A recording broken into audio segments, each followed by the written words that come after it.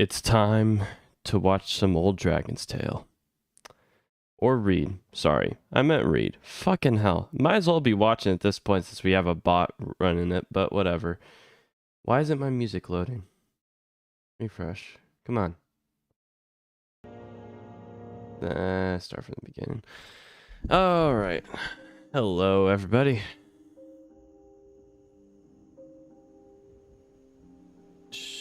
Hopefully the stream setup's all good in terms of audio mixing and all that. Hopefully we got everything good to go. Let me double check to see if we are live.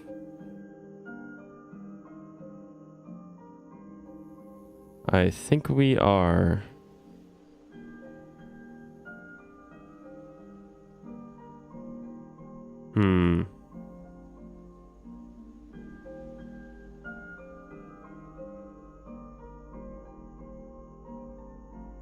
Yeah, I think we are. Yep, hold up. Yeah, Yep. All right.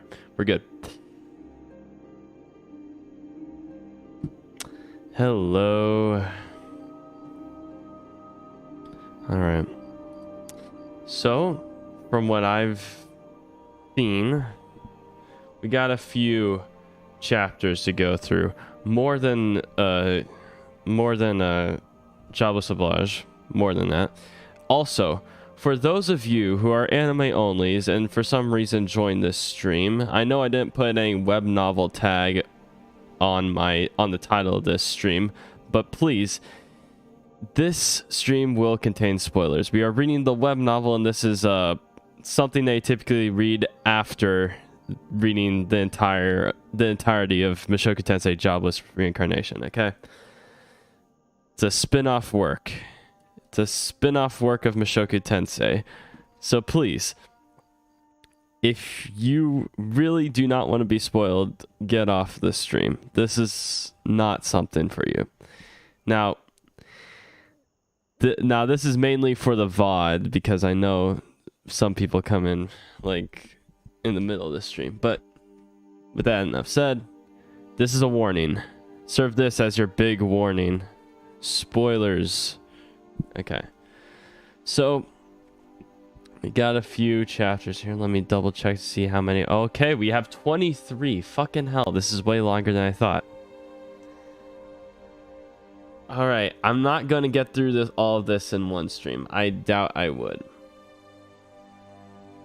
I think this is like twice as long as a Jobless Oblige, but yeah, we'll see. Let me double check this audio mixing here, see if it's all right.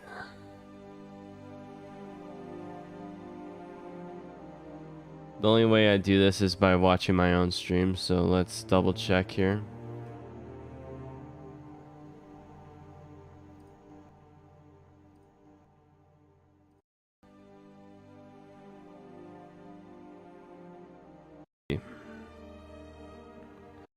I think this is like twice as long as a Jobless Oblige, but cool. We're fine. Not that loud. All right. Well, with all that, I think we can finally get into it. Oh my gosh, my eye. All right.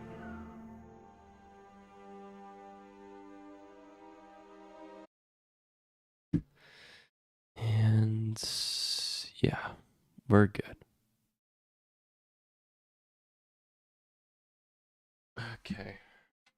My headphones just gave me a notification or whatever saying that I need to charge them. That was me, not you. The sound is me, not you. All right. Chapter 13, Chapter 1, Dragon and the Girl. On this continent, there's a mountain range that divides the land. There's an exceptionally large mountain in the middle of this range, called Dragon's Roar Mountain. Dragon's Roar is the innermost, highest mountain in the world. Rock tops rise from the surface like trees, sheer cliffs prevent people from entering, and the red dragons inhabit the mountain peaks. It is not a place where people can live. High-level adventurers may visit the foot of the mountain, Gosh but they damn dare it. not venture deep. But if one ventures up the summit, you'll encounter an Peak. unexpected sight. A house. There is a house by the hillside. It is a strange sight. Because there is a house in a place where people should not live. If you approach the house, you'll be Double in for check more to see if I surprises. got the right There's a setup. girl. Okay, The cool. girl that shouldn't venture into the woods. A blonde, long-eared girl is walking laboriously in front of the house. Elf, holding a different object. perhaps. The girl repeats the action Maybe. of carrying the tub behind the house, coming back inside and departing once more with the tub. Apparently, she is carrying water to the backside of the house. If you follow the girl to the back, you'll see a big cave. It is a cave with a foreboding feeling, but the girl does not hesitate to enter the cave and proceeds further to the back. Lying in wait is a reptile with a huge body and long neck, red scales, sharp fangs, and claws. Don't read the It's a chapter red titles. dragon. I didn't. I just The looked girl at the dumps numbers. contents of the tub into a box placed near the red dragon. Looking at the girl, the red dragon shows no hostility. It simply keeps observing, with a gaze as if urging her to finish her work faster. However, the amount the girl can carry and the size of the box are too disproportionate. To fill up the box with water, she'll need to repeat this process many times. However, this was the last time. The girl laid the tub beside the box and stretched out. "Ooh, I got the water," declared the girl proudly, before lightly bowing towards the dragon. As if returning the favor, the dragon wiggled its nose. The girl triumphantly returned home. This is the last time because she's gonna die. However, those knowledgeable would see that the house was protected by a high-level magical She's barrier. gonna die. Watch out. Master, I'm done with water. The interior of the house the girl entered was rather cozy. Chairs, tables, decorative plants, I'm gonna bundles of paper, various knickknacks of unknown let me use. know if this The girl fan went is through them all, annoying because I need because the this person right she now. called For out some did reason not the reply. AC is not really She quickly going reached her crazy. destination. The room at the back of the house. This was the largest room where the master of this house stayed. Master. The girl opened the door and went inside. Inside, Let me there know were if bookshelves you that can were hear several times the taller than the girl's fan. height. It was like a library. The girl walked further past the tightly lined bookshelves. Libraries were uncommon to this world. But this book-filled environment was a familiar sight for her. There was a man in this world of books. With his back facing the entrance, he was writing something nonchalantly on his desk. Mottled hair with a mix of silver and green. An eerie hair color to be sure, but a familiar sight for the girl. Master. When the girl Green called, hair, the man raised his question face as mark. if snapping out, gently spreading the wings on his back and looking back. I'm Recognized the aware of girl. who this, Oh, what this Rosalina. story is about, or It's who late. it's Why haven't you about, slept? so. You have a lot of work tomorrow. You have to go to bed early. What do you mean it's late? The sun's been up for a while now. I even finished watering the dragon. Ah, is that right? The man stood up. The girl had to look up towards the man. After all, the man's height was over 2 meters. Oh, watering is over. Thank you. You did well. Nevertheless, I see, a whole day has passed already. Master, please sleep properly. Oh, I know. Even though the girl nearly shouted, the man barely budged. No you don't. I don't think you slept the past 2 days at all. I don't have to sleep Dude, who every gives 2 a like he does. fuck, bro? Is that so? Yes. Who I'm a needs long-lived sleep? prince. I only need to sleep every few years or so. The girl sighed in resignation to the man's reply. But an Dude, instant later, kick she puffed W. up her cheeks again. I don't know anything about you at all, master. That's right, you simply followed me without asking anything. Please tell me more about you, master. That's fine too, of course. But my life has been Oh my long, gosh, the if stories are many. every single The man squinted sentence his you eyes and say looked around. master, A little bookshelf even taller girl, than the I'm man. gonna Packed freaking, to the I brim with wanna books. punch you in These the were all face written by so the man. bad. His records, Oh his my biography. gosh. I don't mind. Rather, is this a good time? Are you busy, master? No matter, for someone like me who has a long lifespan, there's little need to conserve every second. I have time to talk to you. When the man said this, he encouraged the girl to a nearby chair. He himself sat down in his chair and put his hand on his chin. But if you want stories, I think it's more fun to talk about something different than me. The story of a boy who traveled alone to defeat the demon lord. The story of a hero who killed a giant monster and obtained the princess. Or the story of a saint who was manipulated by a bad god and had to commit himself to a battle that he could not win. No, I think the last one was not a happy story. No. I would rather like to know more about you, master. The girl interrupted the man who was recalling various stories because otherwise, he'll certainly pick something else. Okay, fine. But what do you want to know? Everything. Everything. Like how did master live up to now, or for example why are you doing the work you do now? Live. He's That's not a live. happy story. Fuck it, we'll do it Maybe some interesting live. parts, but they all ultimately lead to a sad ending. It's a bad end, my life. It will leave you saddened. Doesn't matter. The man moved his hand off his chin, as if to signal surrender to the stubborn girl. Then he looked up at the ceiling, as if looking for his past self there. It's a bad Yes. end. Okay. Big If Sag. you say so, let's talk. What do you mean a But bad end? You're talking do you want to start? apparently a cute because I don't little talk about elf the girl. old times often. Apparently. In I any mean, case, she's let's annoying start as from the very fuck, but beginning. you know, whatever. From the moment Master was born and became aware. From the very beginning? I will try. But if it's not interesting, you might fall asleep. Don't fall asleep listening to my stories. I don't fall asleep from talking, and certainly not when talking with Master. Haha. Another, Girl, yet another all right then, sentence ending let's with the talk. word master. The man closed Holy his eyes. shit. The girl leaned forward and listened. First of It's like all, yeah, from the point it's I was born, fucking let us begin with how exactly the world linear, came to linear existence. all over again. The man started talking. A story from the mythical era, a long, long time ago. Chapter 2, Birth of the Demon Dragon. There was a god. Let's call him the creation god. He was old. He had lived a long life and was said to be eternal. He had created many worlds, but his physical and mental limits had long passed him. He knew that Just to be clear, he decided just to be clear, I read most of that first chapter already just to try to find a good thumbnail to make. I ended up not finding anything good. So it's just text with fantasy world background kind of faded out. That's what I went with. So sorry. But yeah, from this point on, I did not read anything. World as his last work. But he hadn't created any new world for a long time. Maybe it was because of his advanced age, the resulting world was terribly distorted and unbalanced. He had no power left to fix the world. But he had the experience of creating many worlds. So he created yet another world. It was another distorted world, just like the first world. He didn't mind, and created one world after another. 6 worlds in all. An upside-down world, inhabited by a powerful race of dragons. A world of miasma and mirage, inhabited by a tough race of demons. A world of rich forests and mountains, inhabited by a race with sharp claws and strong senses. A sea world rich in life, inhabited by a race with gills, fins, and scales. A world of rocks floating in the sky, inhabited by a winged race flying freely in the sky. A world of grasslands and plains, inhabited by a race with weak bodies but brilliant minds. Each world with their own distortions. Any imbalance in each world would quickly lead to their collapse. So he stuck the worlds together. By tightly joining the worlds together, a balance was achieved. Thus, a unified world was formed. But God was not satisfied. The 6 worlds, with their joint, delicate balance, needed to be carefully managed until they settled and stabilized. With his remaining strength, God divided his body. Then, from these divided bodies came the existences tasked with managing the dangerous balances of each world. Then God died. No one knows what happened to his body after he died.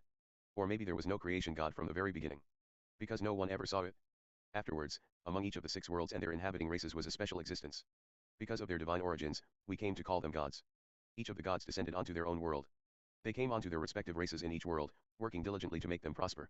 However, it was not like every race was able to thrive. In particular, the dragon world and demon world remained primitive for a long time. Even though they were long-lived and strong, even survival had been difficult for them, let alone developing a civilization. Those are dumb as fuck. The worlds the dragons and demons inhabited were harsh ones. It was not so easy to take the reins of a world where rogue dragons and demonic beasts roamed. The dragon and demon tribes took a long time to dominate the worlds. Then, whether out of pity or frustration, one god made a suggestion. Why don't we meet on a regular basis and exchange information on our worlds? We can learn from each other and help them prosper. The suggestion came from the human god. Hitogami! With the shortest lifespan. Even in a mere decade, many of them would die of illness and injuries. I think that's Hitogami. Unless there was some other human god, I'm pretty sure that's Hitogami. The human race thrived faster than any other race. Their short lifespan forced them to learn quickly. And thus their rapid generational change helped them to quickly accumulate knowledge and wisdom. The human god wished to share that with other gods. Thanks to that, the dragon and demon tribes learned various things. From words and letters, to communal living and forming a social order. They gave the light of civilization to the races that once lived like beasts. Of course, they were not merely on the receiving end of the human race's generosity. Each also passed on their strength to the human race. The dragon race taught how to use the inner power of the body. The demon race taught how to empower and transform a weak body so as to withstand that power. The beast race taught how to tame ferocious beasts. The sea race taught how to purify water and keep it clean. The winged race taught how to read the wind and control the weather. The 6 worlds aimed to prosper together by helping each other. Okay. While the human world so going back to here, I'm gonna try to like dissect this, especially this portion, because this portion seems very lore heavy. I do not remember anything about a sea race existing or a winged race existing. I know beast race, I know demon race, I kind of familiar with dragon race. It's not common, I'm sure, but like but I'm pretty sure we haven't heard much about the sea race or the winged race. It's celestial now? What are you referring to? Yeah, they are mentioned in the light novel. I don't remember them. Like, I know the other 3, but it's weird. So I am correct in assuming that the human god in this story is Hitogami. There was no change in leadership or anything like that. I can assume that's the case. And it was not formed so easy, so the reigns of the world were rogue dragons and demons. Hold up. Oh yeah. Okay. So Celestial, one of Perugius's assistants. Perugius fangirl is a member of the Skyfolk. I remember now. Okay, yep. That's one example. Okay, all right. And then what about the sea race? Do you have any examples of the sea race? I mean, it seems to be some are way more common than the others, but nonetheless, they do exist in the world that we've seen. So what about the sea race? We know about the wing race now. We can state a few examples. If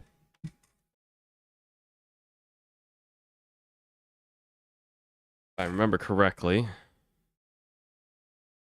let me go to the... Yeah. So right here, the wing race person, in case anyone can't remember from that description in the chat. Okay. I don't think so. People are not allowed to cross oceans because of the sea race, and sea folk are extreme isolationists. If you go deep into the sea, they attack you. Yo, did he start? Yes, I did start. So, all right. So, sea race, we know of its existence, but it's not a thing. It's not necessarily, like, cool. They are a bunch of Anakin Skywalkers saying, I hate sand, it gets everywhere. And they keep themselves in the water because water's nice. And the wing race, we don't see many examples of, but we do have that one example, or one or a few.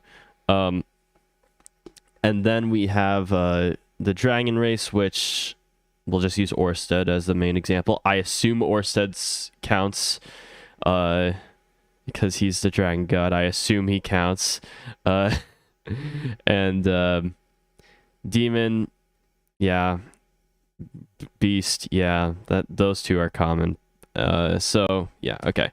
So we just had to make sure we understood, or I understood everything. Okay, I'm going to put this back.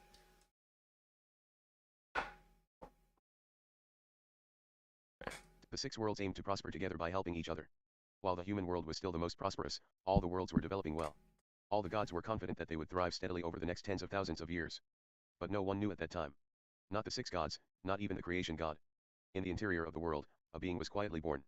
That's how the world was born, and tens of thousands of years passed. However, Skyfolk are in the north part of the map. The other path that Rudy didn't take to go back home after turning point 1. Okay. Because I know he went south. You know how I know? Because I remember making a meme in Turning Point 4 about like the path that he went. And that wasn't just for Turning Point 4, that was after Turning Point 1 as well. He took the same path from Millis to back home. But yeah. That is fun. Okay. From the present point of view, it was still a long time ago. I don't remember the map like off the top of my head, but I remember there being a northern part, of course, without a name, that he could have crossed. No, maybe a little smaller. One head, 4 limbs, transparent white skin, and wings on the back. A corner of the demon world. It was a land of death, full of miasma and roaming demonic beasts. I didn't know this at the time, but the demon race called it the edge of the world. There in a cave somewhere was where I roosted. Nobody knew when I first got there. I don't know either. By the time I became aware, I was already in a cave, eating demonic beasts to survive. You said there's no way that could happen? Also, let me know again if you hear the fan as I'm talking. Perhaps I was born in a demon village and abandoned there. Perhaps I was born in another world and teleported there. Back then, strange things started to happen in the six worlds. No one knew why. Regardless, I didn't see anyone near me. I didn't particularly question it either. Because I didn't know anything. Other people? How do they live? Talk. Learn. Magic. Fan's quiet? Okay, cool. It's isolating it pretty well. But without anyone to learn from back then, I wasn't. When the sun rose, I crawled out of my cave and caught demonic beasts. When I was full, I returned to the cave and went to sleep. Demon beasts are vicious creatures. The size of a hill, big and strong, but surprisingly agile and able to move in groups. The dominant species in the demon world was, of course, the demon race. However, who could have guessed? These beasts without trapping them. But even against such powerful beasts, I easily preyed on them. Sneaking up quietly, pounced, bit, killed, and ate my fill. All alone. Yes, I was strong even then. Easily overpowering a couple demonic beasts. However, it took more than strength alone against the beasts, also wisdom. The wisdom to build, set traps and deceive them. That's why I live freely in the corner of the demon world. Okay, I had no I doubt was that my scared for a friend second that there were died going by to be instinct. glitch typos, but However, it spelled there is a wisdom turning fine point for after everyone. that. One day I found something. What do you think it was? It was a demonic beast family. In front of the shaded area where I was laying in wait, the demonic beasts were huddling together, licking each other and playing with each other. When I saw that, I had a difficult feeling. A sudden sense of being Kill alone in them. the world, with your chest tightened from anxiety and impatience. Well, in a word, loneliness. I killed the beasts and ate them, but the lonely feeling did not heal. When I returned to my roost and laid down, Yep, he my did it. loneliness still did not heal. Let's Rather, the more I go. stayed in the dark cave, the more lonely I felt. I stared at Happy my hands and feet in family. the Kill darkness. them. Hands and feet, Eat, completely different from the eat demon them. beasts. I was a different creature than Eat demon them. beasts. They're demons. But I'd never seen someone like me. When I realized that, They're my sense beasts. of loneliness overwhelmed me. Without thinking, I leapt out. I raced out of my territory and began wandering without direction. On the way, I killed many monsters. There were various types of demon beasts. Ones with 8 limbs, ones with 3 faces, and ones like a bunch of small insects gathering together. However, each was different from me. I killed the demon beasts and kept wandering. Then I found it. A collection of square buildings surrounded by high walls. Yes, a town. A demon town. There were creatures in the town that looked just like me. 1 head, 2 hands, 2 legs. Not everything was the same as me, and there were small differences between individuals, but they were more like me than any of the demon beasts I had seen. There were many such creatures. Living in a community. I was excited. I also wanted friends. Kill them. Maybe this will heal my feeling of loneliness. Kill I them. approached the town with my heart pounding. But the first person to find me screamed and screamed. Monster. A big crowd quickly gathered in front of the confused But they all look They all had weapons in alike. their They hands. look Why did they similar. look at me and had that initial reaction? I didn't know anything at that time. After all, I'd never seen myself. I didn't understand. I was obviously different from the people in the town. Claws and fangs. He's a No, not bipedal that. Many creature. demons also had claws and fangs. These golden eyes? No, not only golden eyes. Demons had eye colors of all sorts. What they thought the most taboo was my hair. Look here. My mottled hair of white and green. Notice how when looked closely the mottled pattern seems to shift. You may have become accustomed to it, but others find it disturbing, arousing a deep anxiety and discomfort. For that alone, it's understandable that they thought I was a monster. People, with weapons in their hands, surrounded me with definite hostility and murderous Just intent. wear a In hoodie, response, bro. I thought about how to show I was It's harmless. easy. A Maybe I should hat. have escaped. But somewhere in my mind I thought I would be Easy, fine if I bro. was attacked. Even though I was surrounded by hostile people, I didn't think they're very strong. In fact, if we really fought, did they think they had a chance? But before that could happen, a person appeared. They had a huge body and black skin. It was a man with 6 arms. Yes, it's the Demon King. It suddenly attacked me. Hey, They were yo. terribly strong. I fought desperately, but I was knocked Hey, down. hold My up. claws Is snapped, that and my limbs bodyguardy broke. or It was someone impossible or no a matter how I relative resisted. or I something? had no choice but to escape, Hey, facing a yo. stronger opponent for the first time. Dragging my wounded body, I ran away. Death is terrifying. I didn't I'm want to pretty die. sure that's But there was bodyguardy. also I'm pretty sure sadness. he's super Sadness old. that people who looked like me could not accept me. I dragged my tattered body back to my roost.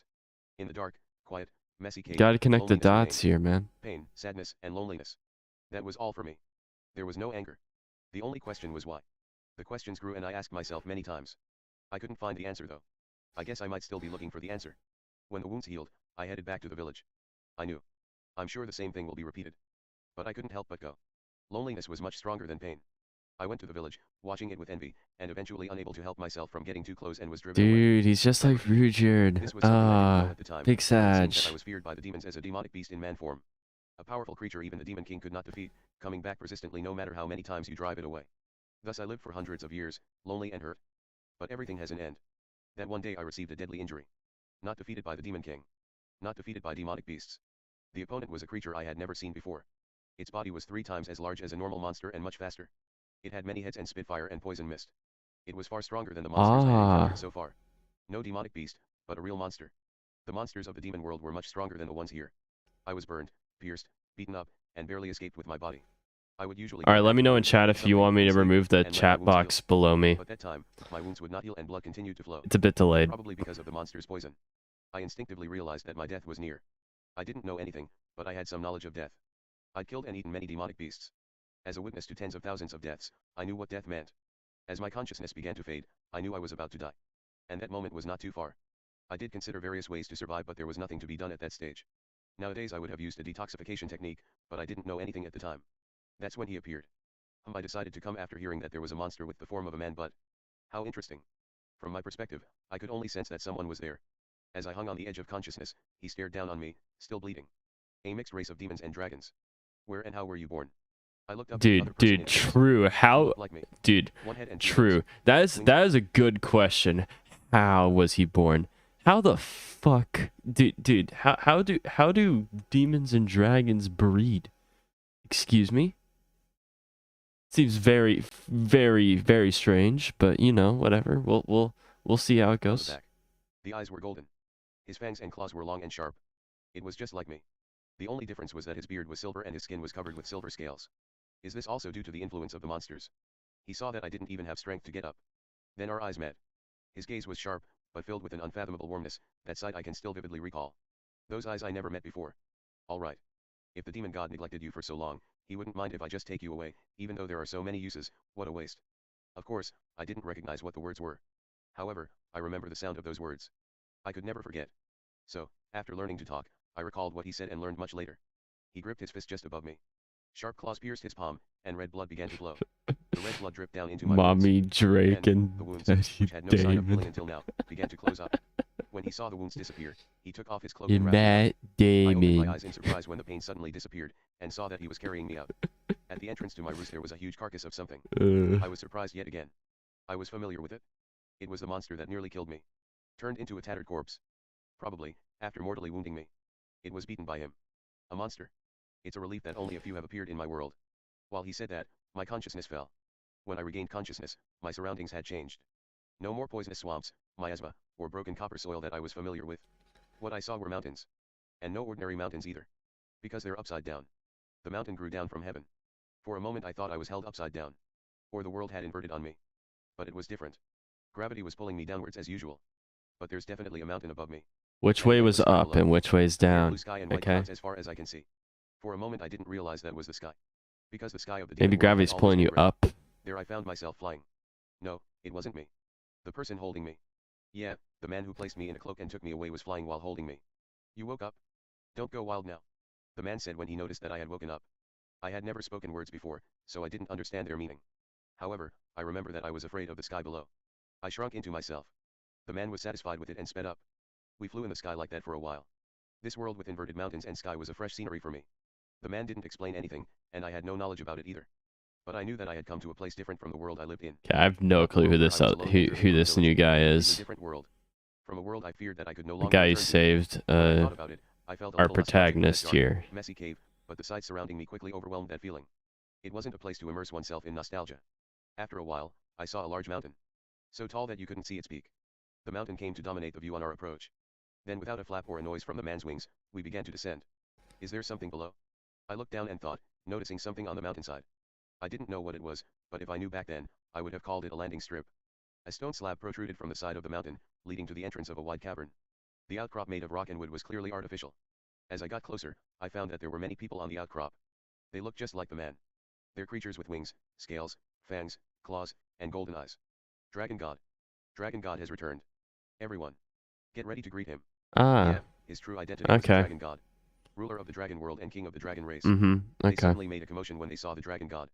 And quickly lined up in neat order on the outcrop. Many people. Seeing so many of them all together, I shrunk into myself again. In the demon world, the memories of being driven away by the demons over and over again came flooding back. I thought I might be attacked again. Welcome back. But, contrary to expectations, they didn't attack. When Dragon God stepped down, his people lined up in a row with their arms crossed on their chests and their wings slightly folded. Their expressions were full of pride and joy. It was a look I had never seen, but I knew there was no hostility there. Dragon God, welcome back. There was a man with a slightly different color at the back. A little bigger than the people that lined up, with a different aura. His scales were slightly greenish, giving a calm impression. However, his most outstanding features were his eyes. In the same golden eyes as the others, instead of any softness a strong will laid behind them. At a glance, I knew he was the leader of this flock. But of course he was not the apex there, the Dragon God was. When the Dragon God approached him, he crossed his arms before his chest and folded his wings. A salute of highest honor for the dragon race. How was the meeting? Sillard. Not much progress. How were things back here while I was away? Not much has changed here either, but monsters did appear twice. How many people have died? 3. 2 by the first one and 1 by the second. Minor casualties. What's that? The person called Sillard noticed what the Dragon God was holding. I picked it up at the edge of the demon world. It's a mixed race child of demons and dragons. I've never heard of any dragon race in the demon world. It may be related to the occurrence of monsters. I see. What's your plan for it? I'll raise him. When Dragon God said that, Sillard stared at me. Perhaps he was wary of a child with such taboo hair. But he didn't say anything about Dragon God's decision. He worshipped and trusted the Dragon God the most, even among the dragon race. He would never doubt the Dragon God's actions. As soon as he understood the situation, he relaxed his salute and took a step back. Dragon God didn't elaborate further, and entered the mountain from the outcrop. Of course, still holding me. He walked down a dark, squarish passage. My common sense said the deeper into a cave, the darker and narrower it became. But contrary to my expectations, the end of the passage opened up to a great cavity. The cavity was spanned by a number of thick pillars, with round buildings attached to the ground, ceiling, and pillars. Moreover, a strong light source occupied the large center pillar, illuminating the cavern interior as bright as day.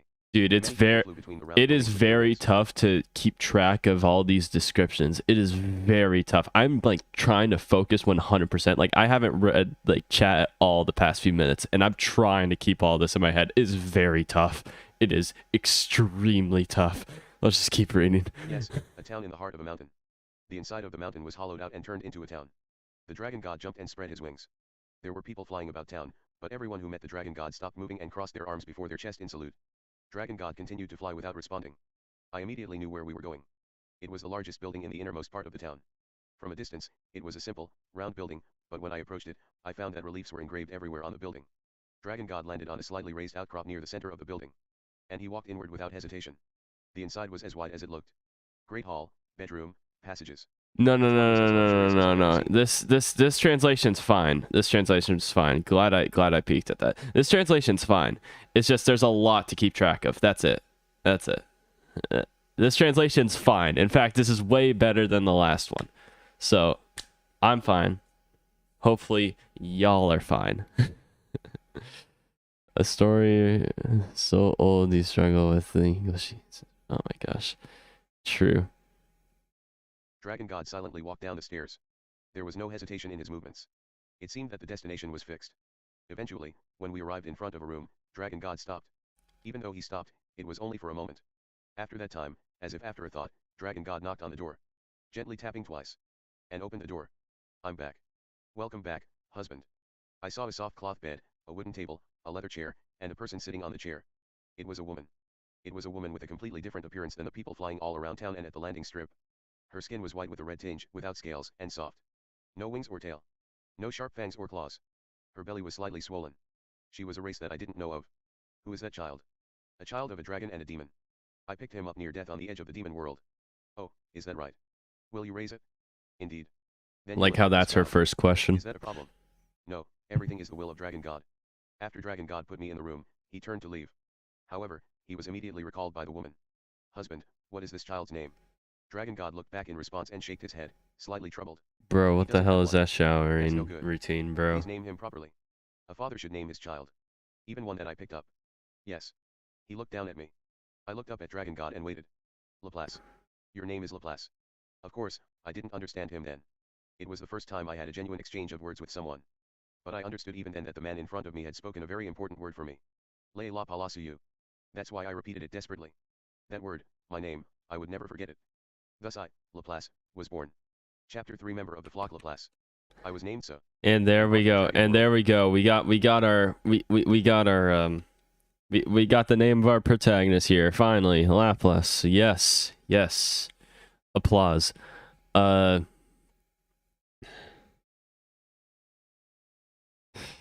my gosh, this fucking thing. Okay. Okay. I'm gonna close this. So this dragon world is pretty fucking weird. It is tough for me to keep track of of how they describe the entire city. Everything else is fine. But because I am streaming, I am not rereading it. So now I am like interested as to I'm wondering if like the gods of each world are able to like traverse to each world just freely, which is strange because I know like the Mushoku Tensei world takes place in just the human world. I believe that's the case, unless they for some reason count continents or whatever as different worlds, which I doubt. I'm pretty sure it's just human world where Mushoku Tensei is, or Jobs Reincarnation. Sorry, the main series. Are you familiar with the concept of the demon of Laplace? It's a theory. I don't know. I am aware of what Laplace is. If I didn't know who Laplace was, it's that'd be pretty bad.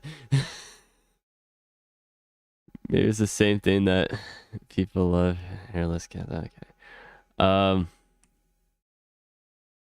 right. So hold up. Okay. They just the child. Yeah. And then he named it. Okay. Dragon God looked back in I was named so. And brought to the dragon world. It is a world as harsh as the demon world. A world with mountains above and sky below. The foot of the mountains Yeah, the sky below is kind of weird. Nor is there safety in the sky, with large dragons flying around. Smaller creatures without wings could only survive by clinging to the mountainside like icicles. However, dude, I just thought of something. So they said like the six-sided world. There's like 6 different worlds, and I assume this is similar to like in terms of like how this whole thing's built. It's like a dice, right? You got the top world, side worlds, and then bottom world. 100%, if there was a bottom world, the dragon world would be at the bottom, just because of the fact that sky is below, ground is up top. This place is basically Australia. Okay, we can't lie to ourselves here. Okay, this real life theory. This is 100% Australia.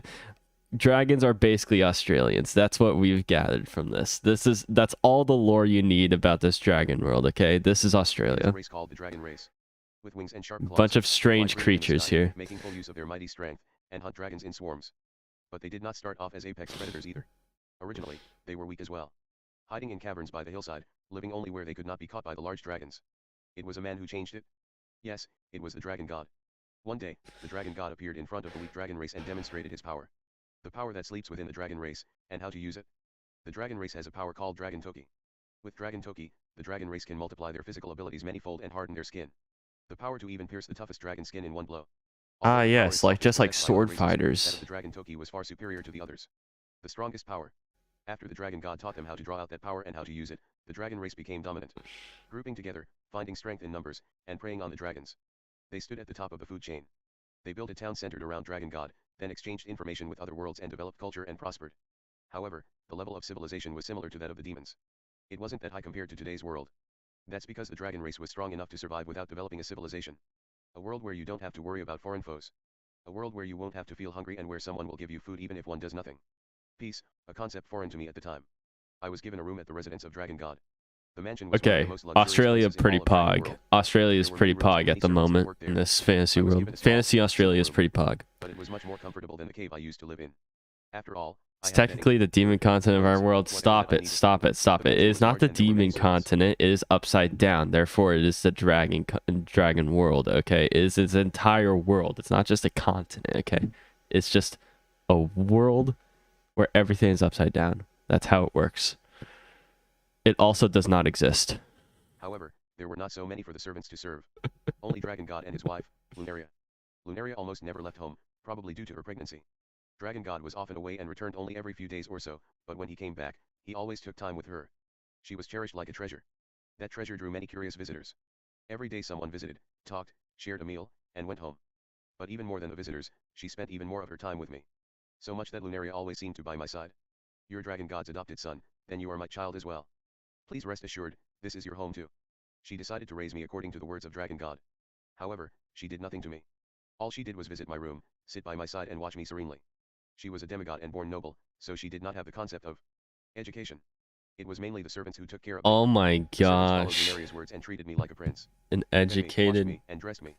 Education? I didn't have any experience with dining, bathing, oh my gosh, bro, what is that? At mealtime, I didn't know how to use the utensils, and got yelled at. At bath time, I cried out when brushed with the dragon race's stiff brushes. When dressed, I kept moving violently and damaged the dresses. Whenever that happened, the servants frowned and scolded me, as if training a dog. However, Lunaria-sama was different. Hey, don't be so hard on him. Even if he looks big, he's really a baby. Just teach him and let him slowly grow. She told her servants to let me have only tableware that was easy to use, a soft brush that fits my skin without scales, and changed my clothes to a stretchy material. As you can see from such consideration, Lunaria-sama welcomed me. As Dragon God said, she treated me as her own child. Even with her own child about to be born, she treated me who came out of the blue as her own. Even now, my tears well up in gratitude from Lunaria-sama's kindness and charity. Even for the stray that Dragon God picked up. He's like a beast. But the servants didn't. They were not happy about my existence. Because my hair was the most taboo of colors, they dreaded that I had a terrible power. They feared that sooner or later that I would show my true nature and attack Lunaria-sama. However, the servants were also of the dragon race. They could never go against the will of Dragon. Plot twist, he will attack Lunaria Sama or whatever. Plot twist, he will. Because he is hiding his hidden potential.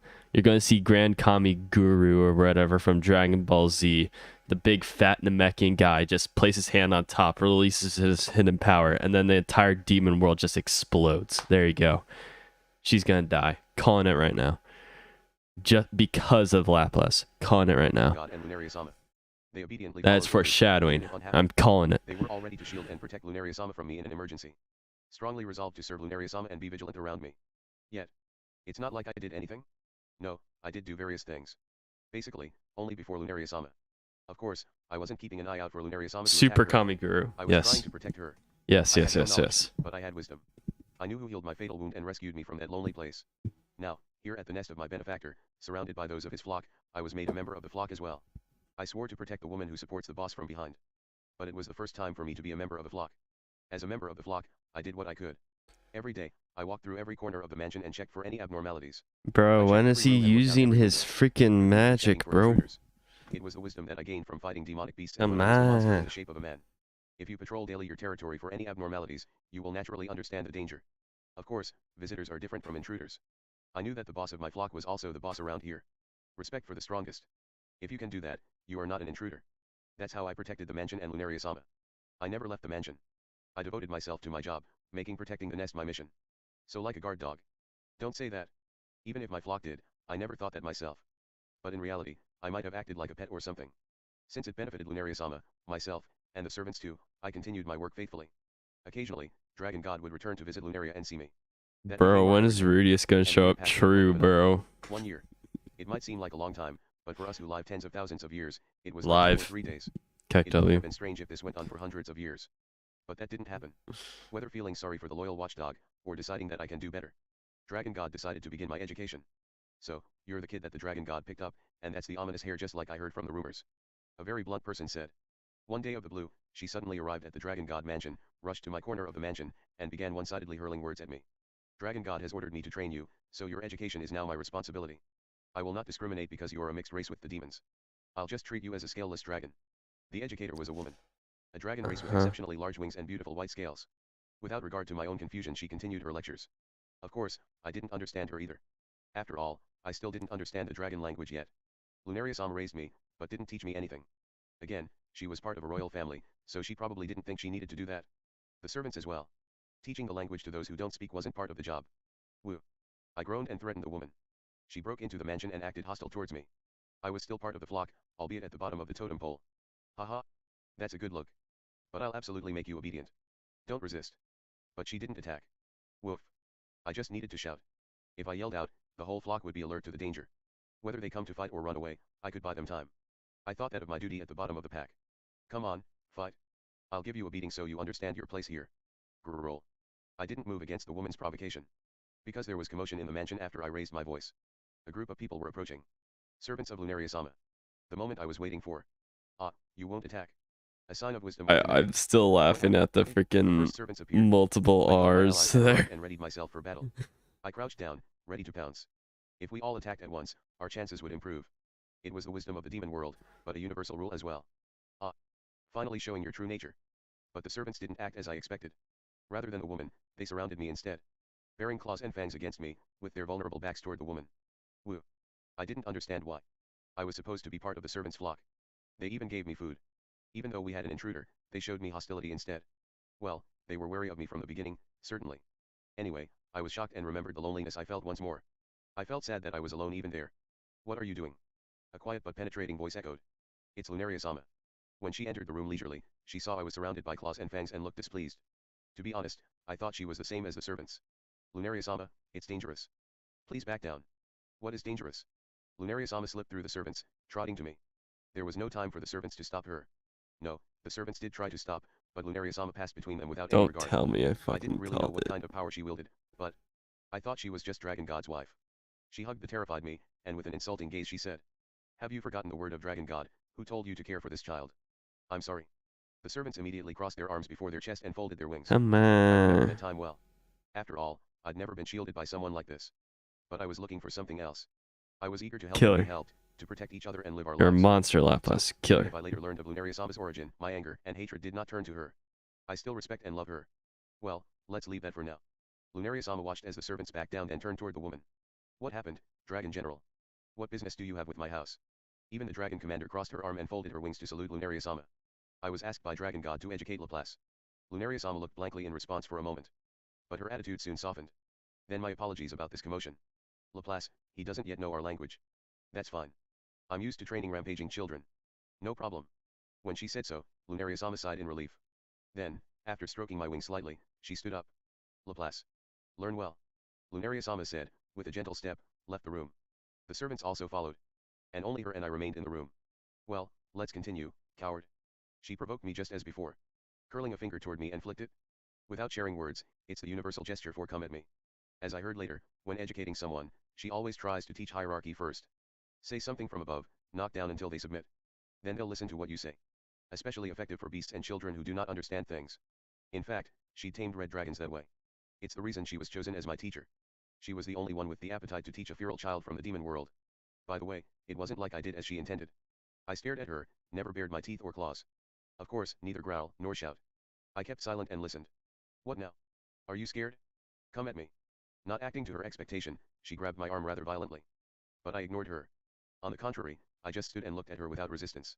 As if waiting for my next instruction. Yes, I knew from the last conversation that she wasn't an intruder. And maybe she was pretty high up in the flock. So loud and intimidating against her, of course the whole flock would be angry with me.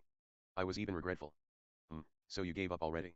Normally, she would take a couple shots against disrespectful attitudes, but this time, she probably realized that it would be counterproductive. She sighed and released her hand from my arm. Show respect and submit to Oh, me. fuck I off. don't tell lies. Okay. Be true and Okay. trust me with all your heart. Nicholas, what the fuck? Plot twist. Lunaria will cheat Dragon God with Laplace. Ah, yes. The adopted child, yes. Fucking hell, dude. What is wrong with you? No whimpering or saying I can't. It's a waste of Bro, time. If you don't come give up, on. I will surely raise you into a fine dragon warrior. She crossed her arms I and mean, I flapped her know wings. this Looking down at me author from likes above, stuff like declaring that, in an but arrogant come manner. on. Acting all high and mighty, but that's how she was. She usually said things in a conceited bearing, yet what she promised, she'd surely carry it out. She was a wonderful person. I would say, it's an honor to be able to learn from me, one of the 5 dragon generals. You may not know the honor, but you will eventually learn to be grateful. She remained quiet for a few seconds after that. I didn't know at the time, but her original plan was to show up, discipline me for a bit, and call it a day. Minimum discipline for her, of course, was to hurt you until you couldn't move anymore. Beasts don't understand until you beat them up a few times. Until it realizes that resistance is meaningless, hurt it over and over, until it can feel the pain reflexively. Since I submitted from the beginning, that wouldn't be necessary. I will come again tomorrow. Don't change your current attitude. Then she turned back and left. But I still had something to tell her. I moved towards her with her back turned. Then she moved at a tremendous speed. By the time my brain understood that she had moved, her fist was already at my temple. Perhaps she thought I was a cunning animal that only showed obedient intentions to attack when her back was turned. As you know, there are many beasts like that. She turned around to block my attack and was about to punch my face in a counter.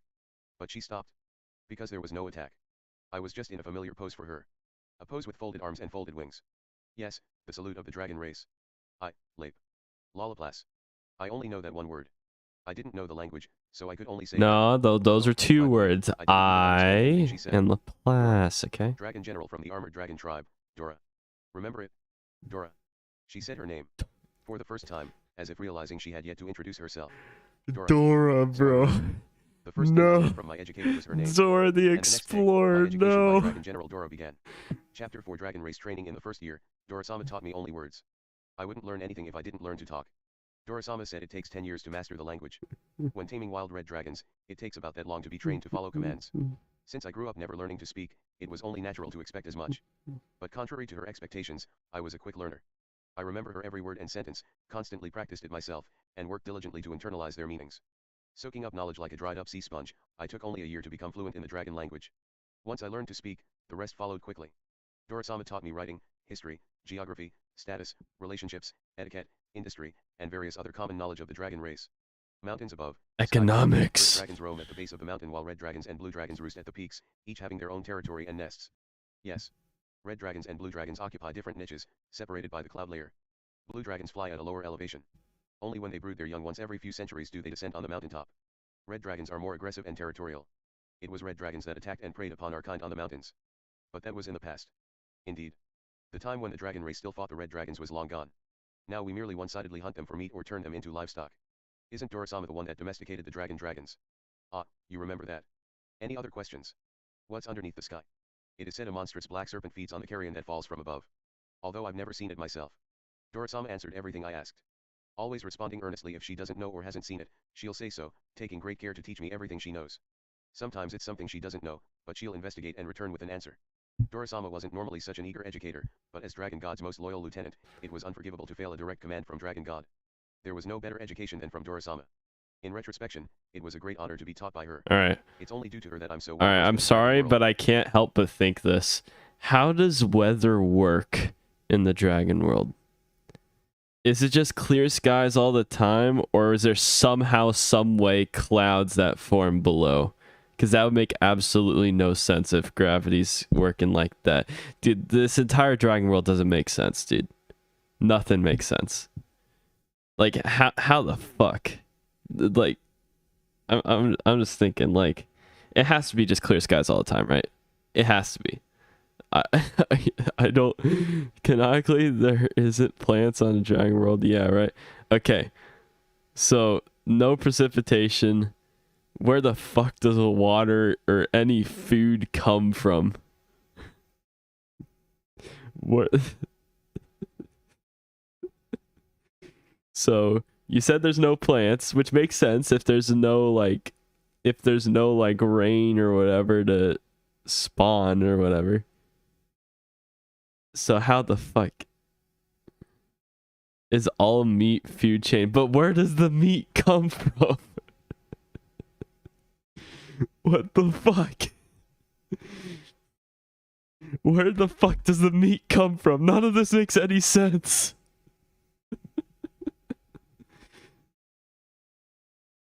I don't know, rocks. It has to be. There's no other way. How the fuck? Very nutritious salt. Everyone just eats salt all the time, constantly. That's it. It's the only way. The Asian dragons, European dragons. Oh my gosh, I don't even.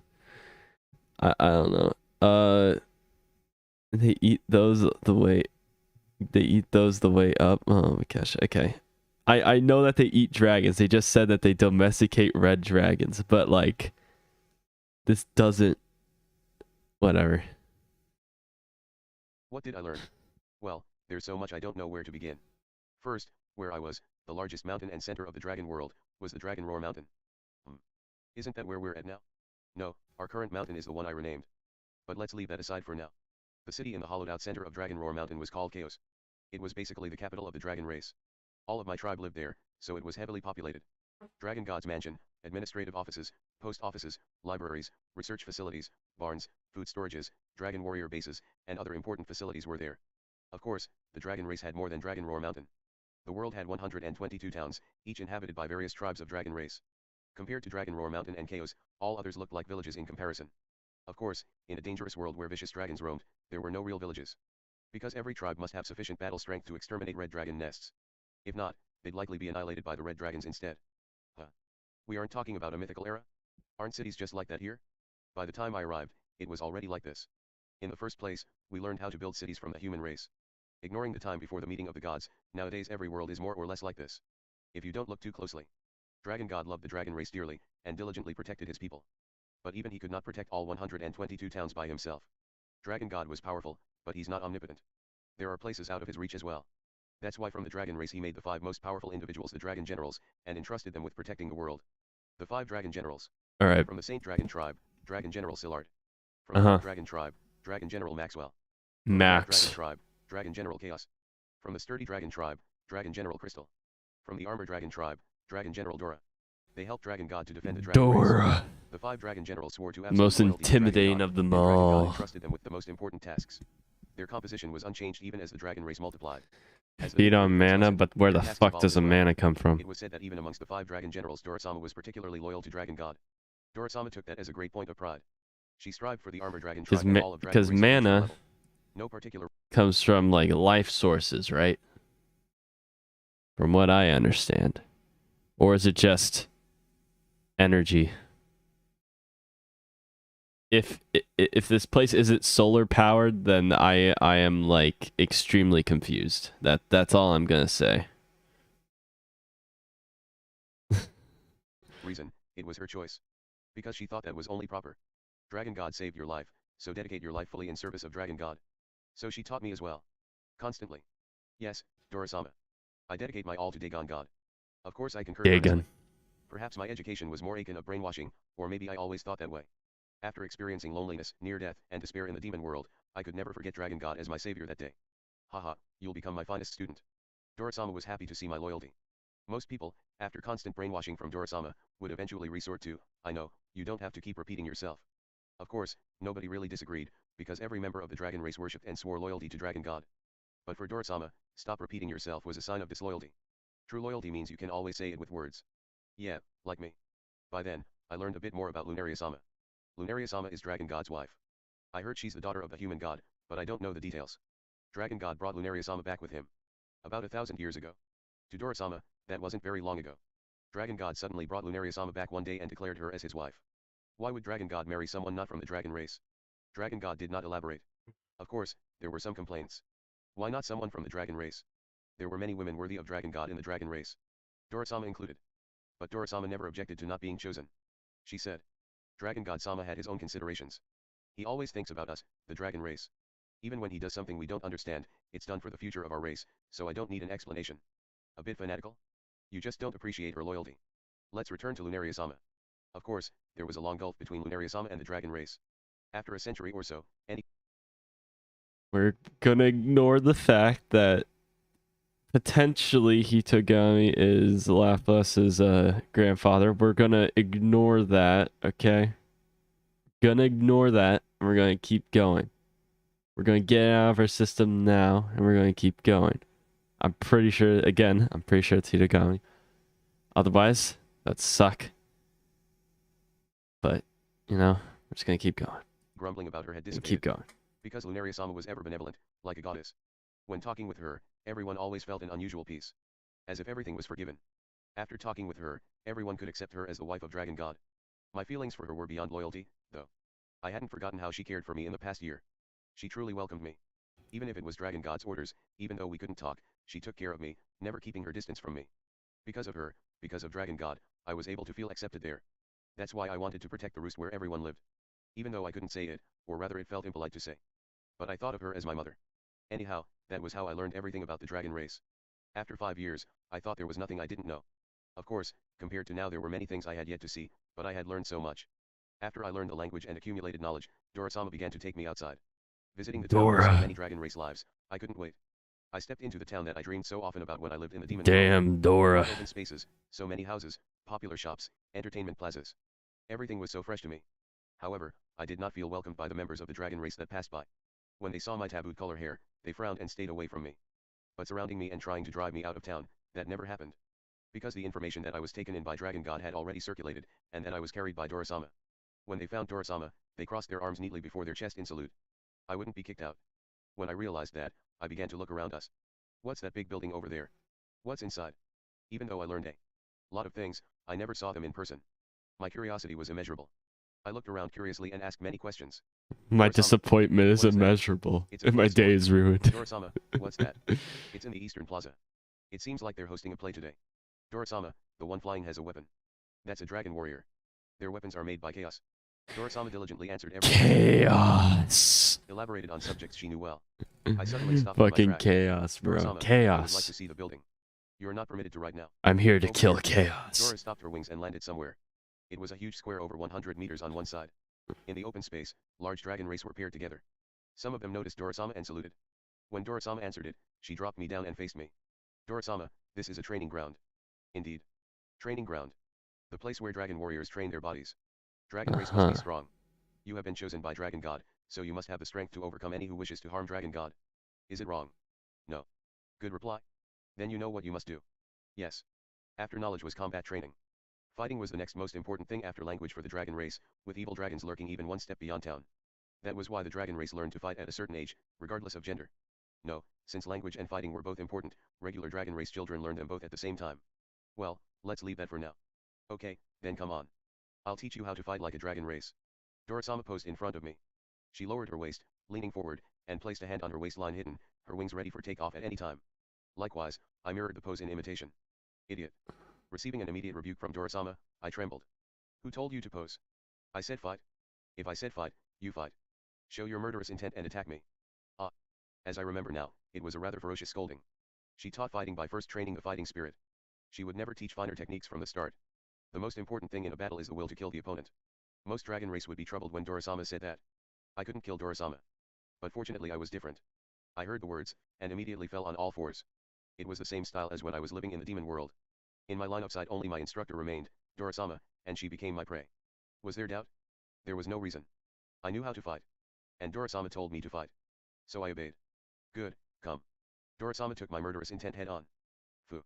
Flexing my forelimbs, I leaped at Dorasama, cutting the shortest distance toward Dorasama's neck. However, her arm suddenly appeared between me and her neck. As if appearing out of nowhere, she struck at me. My defeat was certain. So I shifted my wings. I made a hard right, ignoring the law of inertia. A feint. It was how I'd fought Hard right. in the demon world. There were opponents that I couldn't fight head-on in a test of strength. Therefore, such a move was also convenient. I turned sharply with my body angled toward Dora, kicked the ground and attacked Dorasama again. An assault from the side. Aiming at the throat again, with no arm to deflect my attack. My fangs will chew up her throat and end her life. Get. But by the time I realized it, I was screaming like a dog and sent flying. After rolling on the ground a few times, I immediately got back up with my shoulder in pain. I saw a hole in my shoulder and red blood was gushing out. And facing me, Okay. Dora posed You once got more, wrecked. Okay. towards me. I was on her side, but before I knew it, she was looking straight at me again. Bothered by the pain on my shoulder and confused by what happened, Dorasama said to me. Dora the "What's wrong? Explorer is too Is it powerful. over? Move or I'll kill you." I bared my fangs. I didn't know what happened, but the fight wasn't over. Then, suddenly, I was blown away backwards by an impact. When I rolled up and raised my face, Dorasama stood at the position where I was. The moment I confirmed it, the sand under her feet flung upwards. Dora moved at godlike speed and kicked me away once more. To be honest, I knew I had no chance at this point. However, I kept crawling on all fours, refusing to compromise my fighting spirit. I must attack. I held my breath and attacked in silence. There was no shout to be heard. Where Always alone, is his but I didn't have magic, the habit of bro? threatening others. He Just attack doesn't silently and have kill and leave the shit opponent silently. physically. Come on. That was my only feature. Yeah.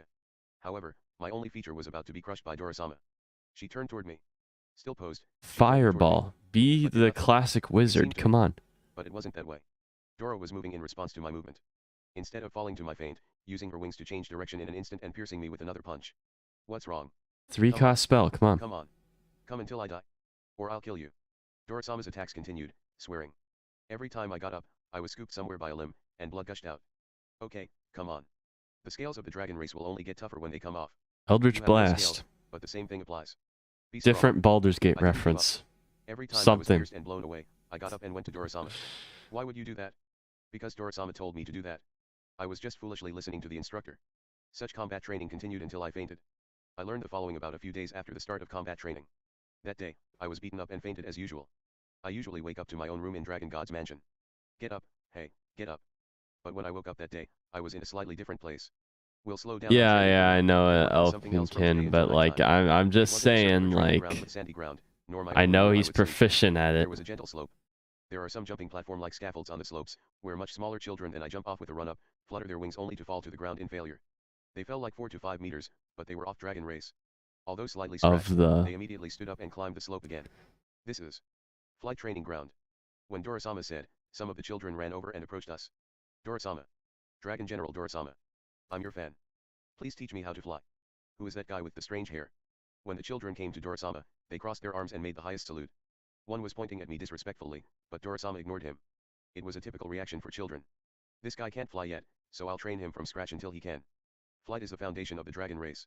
You must master it for the dragon god. He can't fly yet. How useless. I'm way better than him. I could fly up to the yellow line I'm today. better than him. I am at the blue line. Kick Toby. Idiots. Don't mock each other. Yes. Yes. Yes. After taking care of the children, Dorasama took me up to the summit. Oh my. Laplace. What are we doing here? Tell me. Flight training ground. It is a place where dragon race children train to fly. Yes, it was one of the many training facilities in Dragon Roar Mountain, where children practiced flight. It didn't have an official name, but the kids usually called it the Flying Square. The dragon race have a long lifespan, only once every thousands of years did they have children. Therefore, the number of children was not large. For this reason, the dragon race values the education of their children. Those who become teachers will teach them one-on-one. However, there are no teachers at this flight training facility. Because it takes time to learn to fly in the sky. Over the course of a century of attempts and crashes, children would eventually learn to fly on their own. No need for instructions. Just a daunting number of repetitions. Of course, the first few times will be supervised by the person in charge of education, but after that, Just the children jump, learn independently. fall, Until they can fly. jump, Even if they fall. keep crashing Just for 10 hope. years, Just 100 hope. years, they will keep trying until they can fly. Most of the dragon race will learn to fly.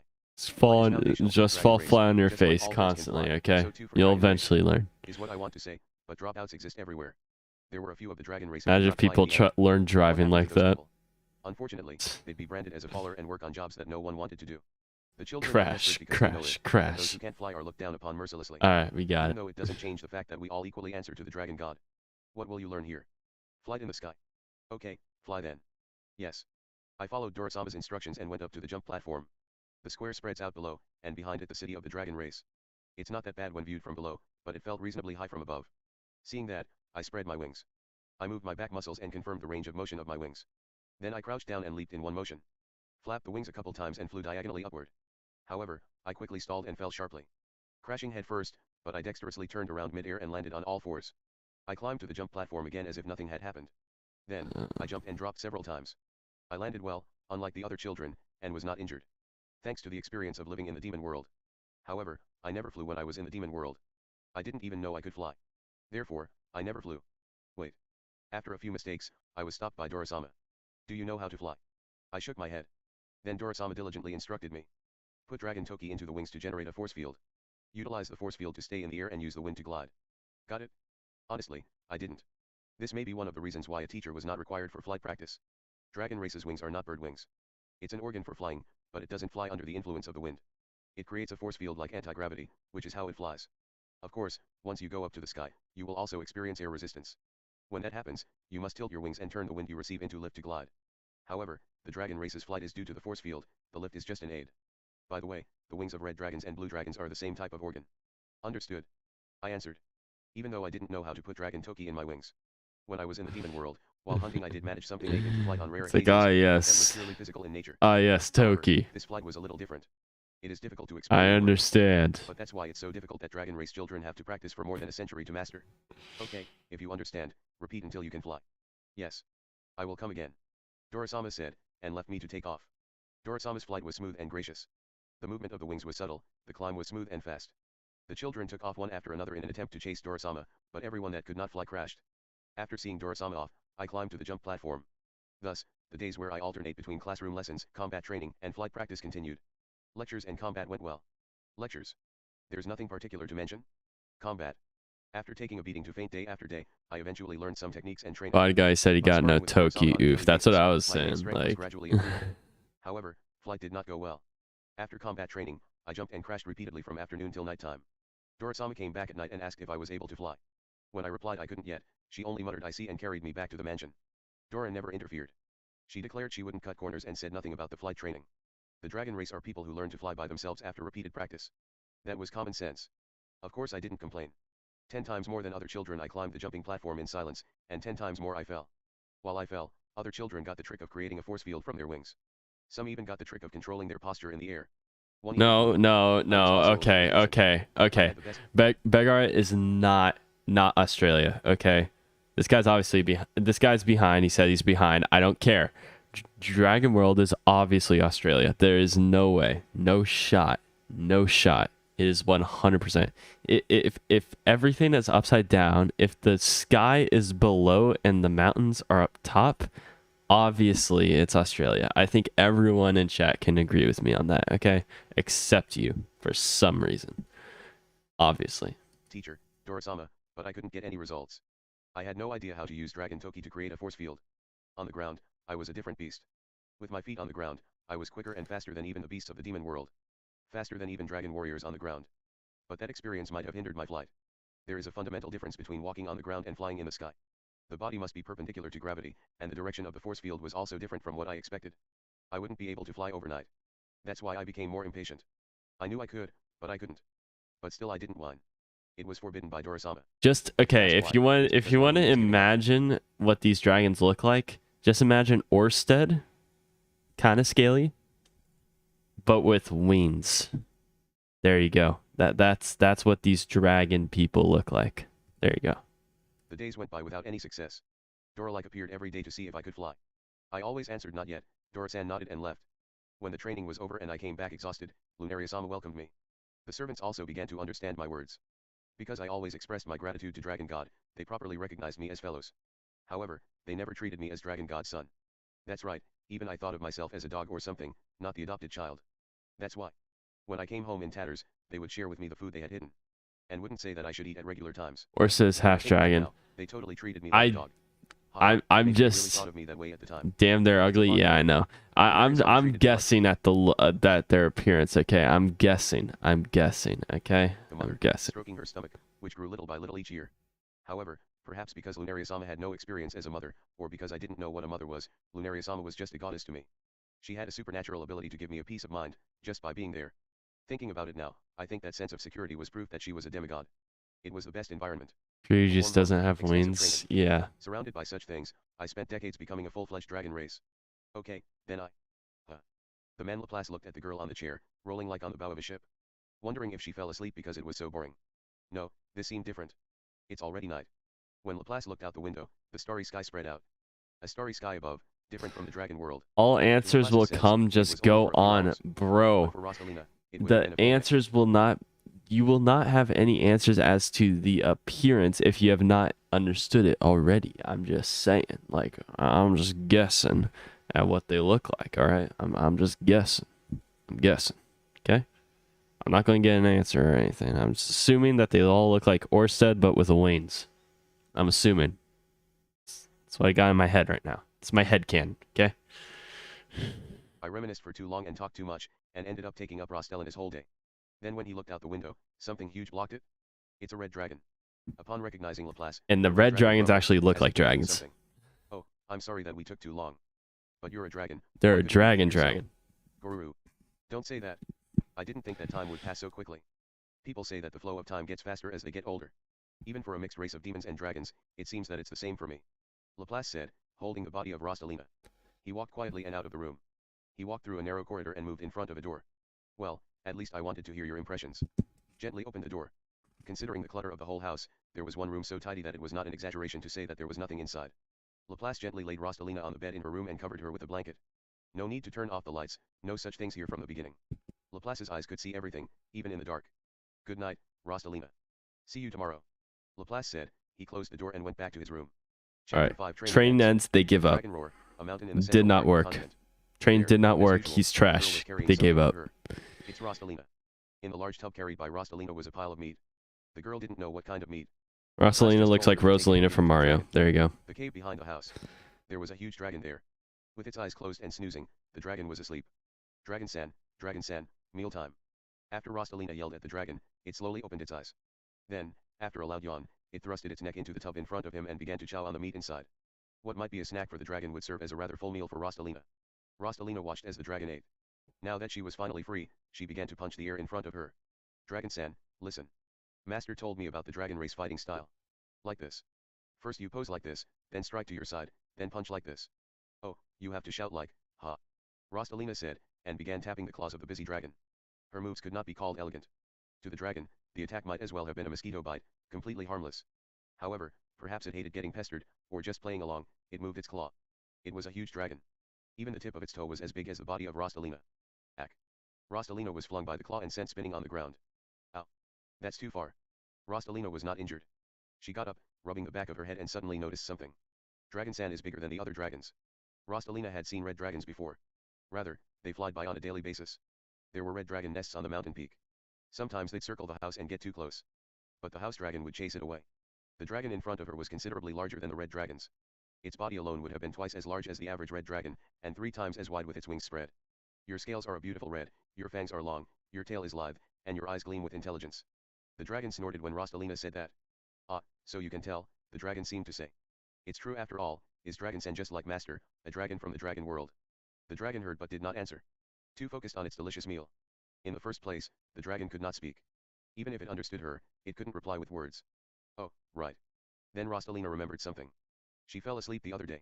If you listen to the rest of that story, you may find out about the dragon, she thought. No better time than now, Rostalina decided and ran home. She entered the house and went straight to the usual study. There again today, Laplace was writing on his desk. Master. Master. Oh, Rostalina. What's wrong? You were just asleep, did you have a scary dream? No, last night was a fun dream of flying in the sky. More importantly, master. What is it? Laplace looked at her with a stern look as Rostalina spoke. Tell me the rest of the story. The story from before. The story of Laplace-sama in the dragon world. You lived a long life, and you haven't told me everything yet. Laplace looked troubled by her words. Ah, the story from before. But it's not very interesting. It's that, not. I became a full-fledged It's a dragon warrior, trash you got a story. job, Oh my did some great gosh, things it's and earned such a silver trash now, but story. It ultimately sucks, lost bro. everything. That's that. I don't understand Wait, at hold on, all. hold on. I missed that. After that, I became a full-fledged dragon warrior, got a job, Keck W. Did some great things and earned some renown, and ultimately lost everything. That's that. Huh. There seems to be a big skip here, dude. Here and here. Seems like a big turn right there. Okay. Orso reincarnated in the human world as human, I guess. I was like, I don't even know. Alright, let's just... Fine then, please tell me how you tamed Dragon-san. You knew Dragon-san for a long time, right? Hearing her, Laplace slapped his hands. As if remembering something. That's right, I met Salianite when I was assigned my first job. It's followed from the previous story. See, you were fudging it after all. Do you want to hear it? I want to hear it. Laplace shook his head at Rostalina's begging. He sighed, had no choice but to sit back on his chair. Okay, sit down, Rostalina. Let's continue the story from that time. Yes. Well, where did we begin? Well, I think the easiest thing to understand is from the end of my education. Okay, let's do that. Then Laplace began to speak. A story from a faraway mythological era. Decades passed since Laplace's education in the dragon world began. Everyday classroom learning, combat training, and flight practice, repeat. The same one to the next. Only difference was Lunarius-sama's stomach growing slightly each day. That day, I was flying over the training ground. As usual, I was doing flight practice. However, my style of flying ended up slightly different from the other dragon races. The dragon race usually flies with their bodies flat. After generating the initial lift from forming a force field, they'll use the wind for lift to fly and glide. Only when changing direction or to gain altitude, is the force field needed again. That's the most efficient way to fly. However, back then, I could fly only with my body standing perpendicular to the ground. Ignoring inertia like that, rapid acceleration, sudden stop, quick turn, repeated. Anyone used to the flight of dragon race would consider it a sight to behold.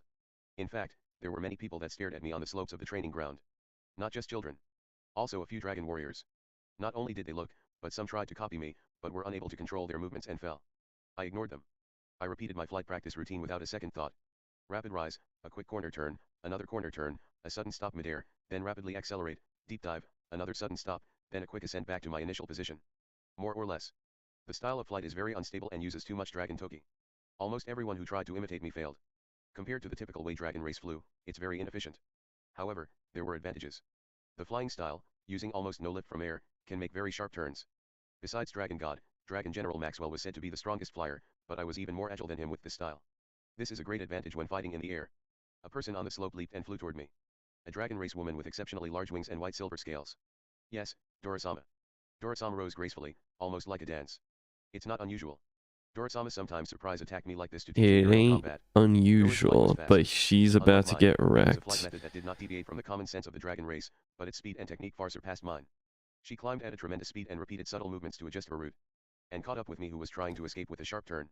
Originally, she would have stuck my back. However, there was another advantage to my way of flying. You can keep flying while facing your opponent. Laplace, start. Yes. Dorasama shouted and I answered.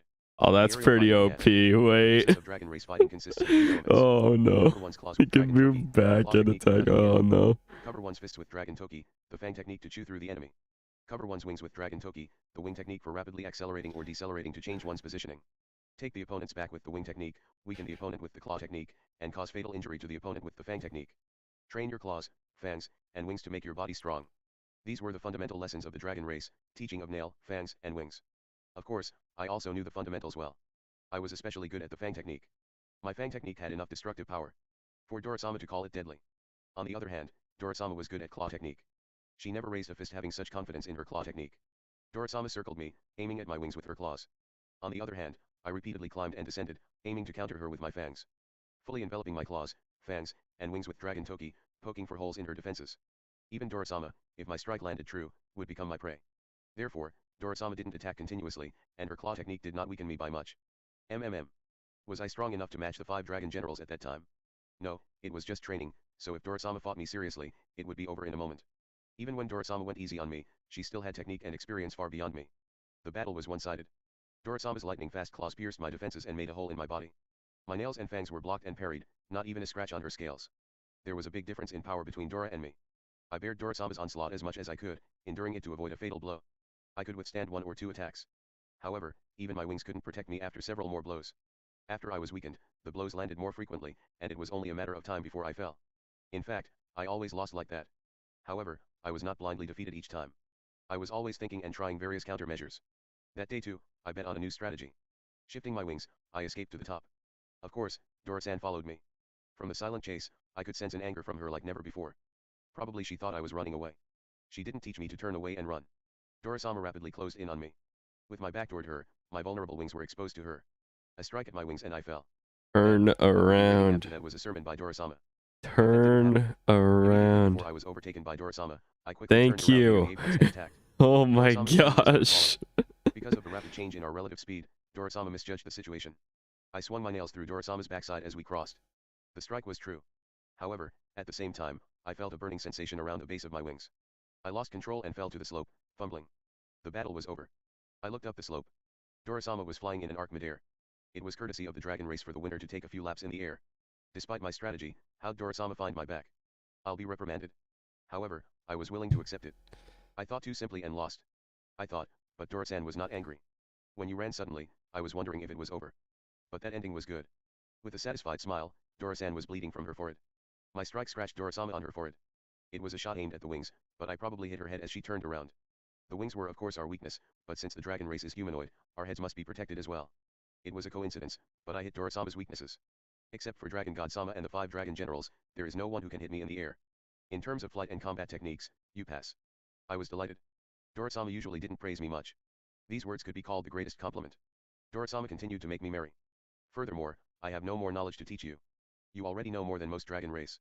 Dora looked down at me, her expression softened. The always stern Dora-sama laughed.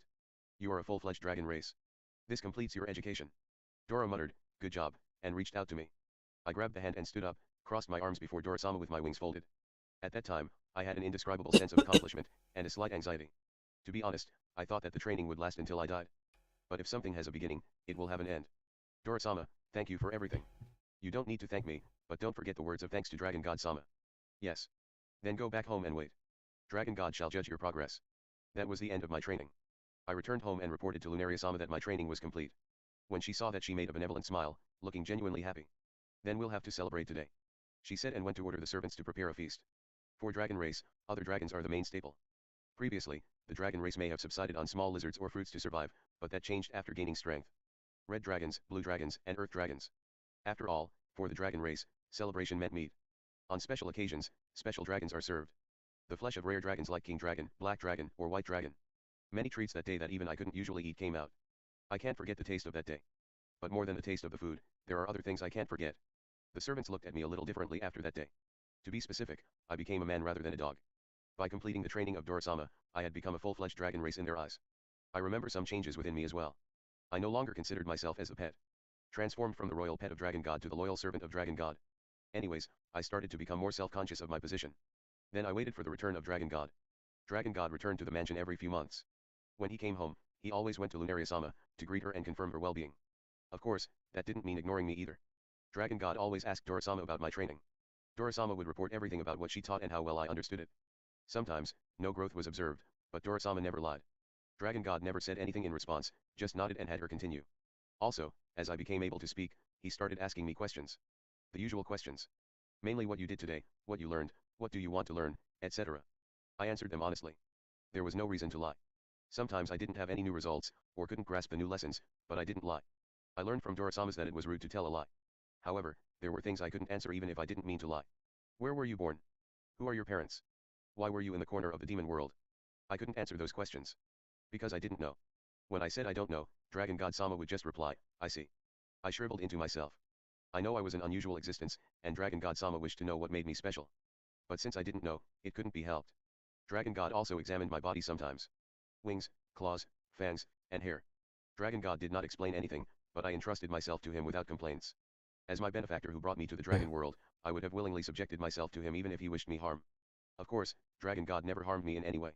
That kind of report and inspection ended as well that day. Dora. How was Laplace? His training is complete. Laplace is now an excellent dragon warrior that won't embarrass Dragon God Sama. I was glad that Dora-sama said that to Dragon God Sama. I could only straighten my back a bit and grip my fists tight. I could not embarrass myself in front of Dragon God. That's right. Thank you. Laplace did well. Yes. He's excellent. Laplace should be able to do everything Dragon God Sama assigns him. Work. Dragon God muttered, turning to the window. He's a brilliant man, but even he needs time to consider what work to assign me. Of course, I didn't even think about it. That's right. Do you train dogs to do human It's work? like, Certainly not. what No is he matter how much gonna training do you give a dog, he's a dog. exactly? However, my mindset was changing a little. If I was given a job, I would gladly accept it. That's right. What kind He's of work is going to My heart mistakes Dragon fish, God considered for a while his next word. hopelessly looking Even for though it felt like a while, water, it was only a few and minutes, never find but it it. felt like hours. Perhaps reaching a conclusion, Dragon God looked away from the window and turned toward me, asking, Laplace, what do you think of the dragon world? The question was unrelated to my job, but I answered it openly. It's a paradise. There's no better place than this. The words made Dragon God soften his expression. It was a smile. Really? I had no intention of flattery. For me, this was a paradise. Meals would come even if you didn't ask, and you were taught various things. Dora-sama was stern, but for a bright future I couldn't be happier to have her. It was a relief to see Dragon God smile. Reading the mood, I asked. Why did you help me? It was rude to question Dragon God. Dora-sama taught me that, but my mouth might have lost to my curiosity. Or maybe I wanted a solid answer, whether I had a job in the future or not. What do I work for? Because it's an order from Dragon God Sama. But it helps to know the details. When Dragon God looked at me, it was a terrifyingly blank expression. Dora-sama's shoulders stiffened, her wings slowly opening. When I saw them, I immediately realized my rudeness. So I immediately crossed my arms and folded my wings. Please accept my apology and forget my question. However, before that, Dragon God opened his mouth. Behold. Once again, Dragon God looked out the window. Outside of the window, you can see the cityscape of chaos. Even though it's inside a cave, it's a bright, wide, and lively town with many a dragon race flying around. Once upon a time it was a red dragon's nest. Is that so? Yes, the red dragon was a creature that lives within the mountain like us. The dragon race was weak and preyed upon by the red dragons. The story of the dragon world that I didn't know as told by Dragon God. Dragon God came before the dragon race that did not even have a language. He went before his people who were terrorized by the red dragons, demonstrated his power and became their chief. He found 5 dragon generals and divided the clans, raising them to become more powerful than everything else in the world. It had been a daunting time. Many hundreds and thousands died. However, they steadily moved forward and the dragon race came to dominate the world. So I think of all dragon race as like my children. Then, Dragon God turned to me and narrowed his eyes. Why I helped you? Even as a mix of dragon race and demon race, dragon blood still flows through you, so you are also my child. Although only half, I have never been so proud of my dragon blood. But the answer was not what I wanted. I wanted to know how I could be of use to Dragon God. As only a half-blood, I wanted to know how or where I could be useful. Laplace can Of course, recall it this was rude to long ass story, but not where he was born. I mean, like, amnesia is a thing, isn't it? It's certainly a thing. That's my answer. I have no fucking clue why this is happening. Let's hope we get an answer. But then again, probably not. Keep asking, so I stayed quiet. But Dragon God, being Turns out he's an softened my abomination. distress. Of course, it A wasn't merely glitch because in the of that. Matrix. Recently, there have been strange disappearances all over the world. Nobody knew the cause or reason, nor where they disappeared to. If one had been transported to the demon world and gave birth to you, then it might be a clue. Were there any clues on me? No, nothing at the moment. In that case, that's fine. Regardless, I have great expectations for you. Still looking out the window, Dragon God continued. The second is to improve the deteriorating relationship with the demons. That race has been the enemy of the dragon race for thousands of years. Rumors that Dragon God is trying to destroy the demons have spread. Even though it is a pure fabrication. Raising you, a mixed race of demons and dragons, can be proof that it is a misunderstanding. Was that really evidence? As I was persecuted by the demons in the demon world, I couldn't believe it. Rather, I might have been an obstacle instead. However, I didn't have the courage to say it. If I said that and got kicked out of here, I would have had no place to go. Dragon God Sama, Lunaria Sama, Dora Sama, and the servants. Now that I got to know many people and could communicate, I couldn't stand returning to being alone. The third is for my child, who will be born soon. Dragon God turned to face me. No, behind me.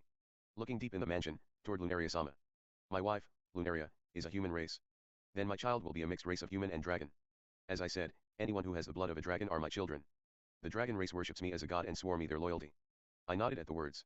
From prominent ones such as Dora-sama to Lunaria Sama servants, dragon warriors in the training field, and children in training facilities, there was no one who disliked Dragon God. Everyone respected and worshipped Dragon God Sama. However, what if my child was born of a human race? They may be seen with a different eye. I remembered their gaze when I went out. Their alienating gaze. It was the same here with the dragon race. I didn't mind it anymore, but if I had been a newborn child, it would have been tough. Therefore, I wanted them to get used to it by having another mixed race child like you. By letting me, who is a mixed race, walk around the town, the surrounding folks would eventually And get used the to it. I intentions serve as are a principle that now the mixed race itself is clear. neither rare, horrible, nor repulsive. Oh I no, also hope I that missed you a two, being few. both of mixed race, will understand each other better. I'm looking forward to that.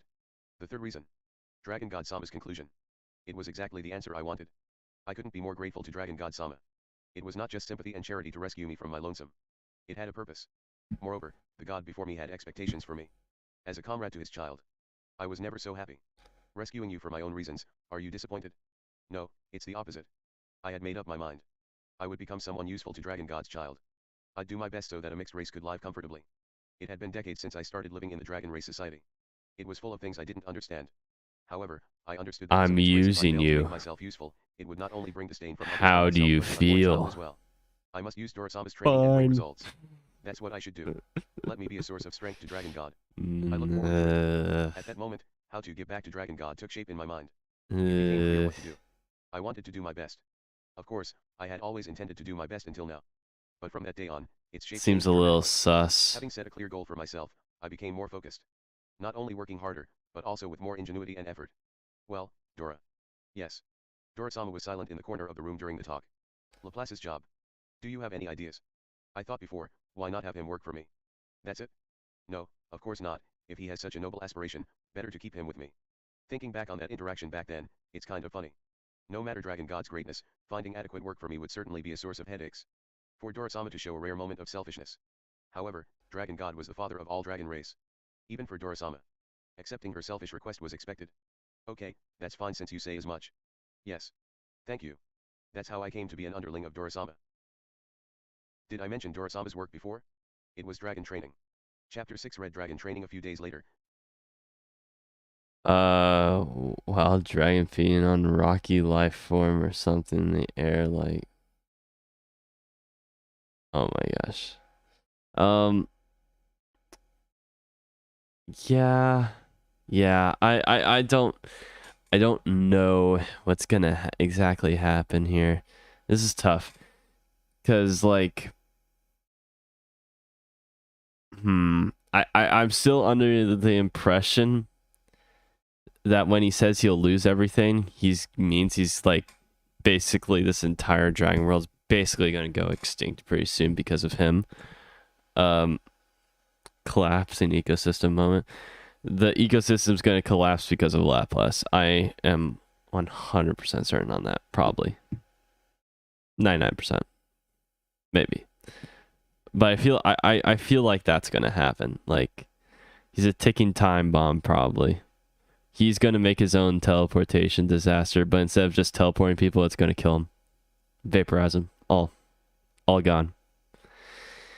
I'm calling it. I'm calling it. I'm calling it. No, I mean like I don't know. I don't know where exactly this is gonna head, but we'll see. A few days later, Dora-sama took me to a new location. The place where Dora-sama flew was outside of town. In an area with few residents, the building was surrounded by domed walls. There were several entrances built into the tall walls, and Dora-sama entered from one of them. Of course, I followed through.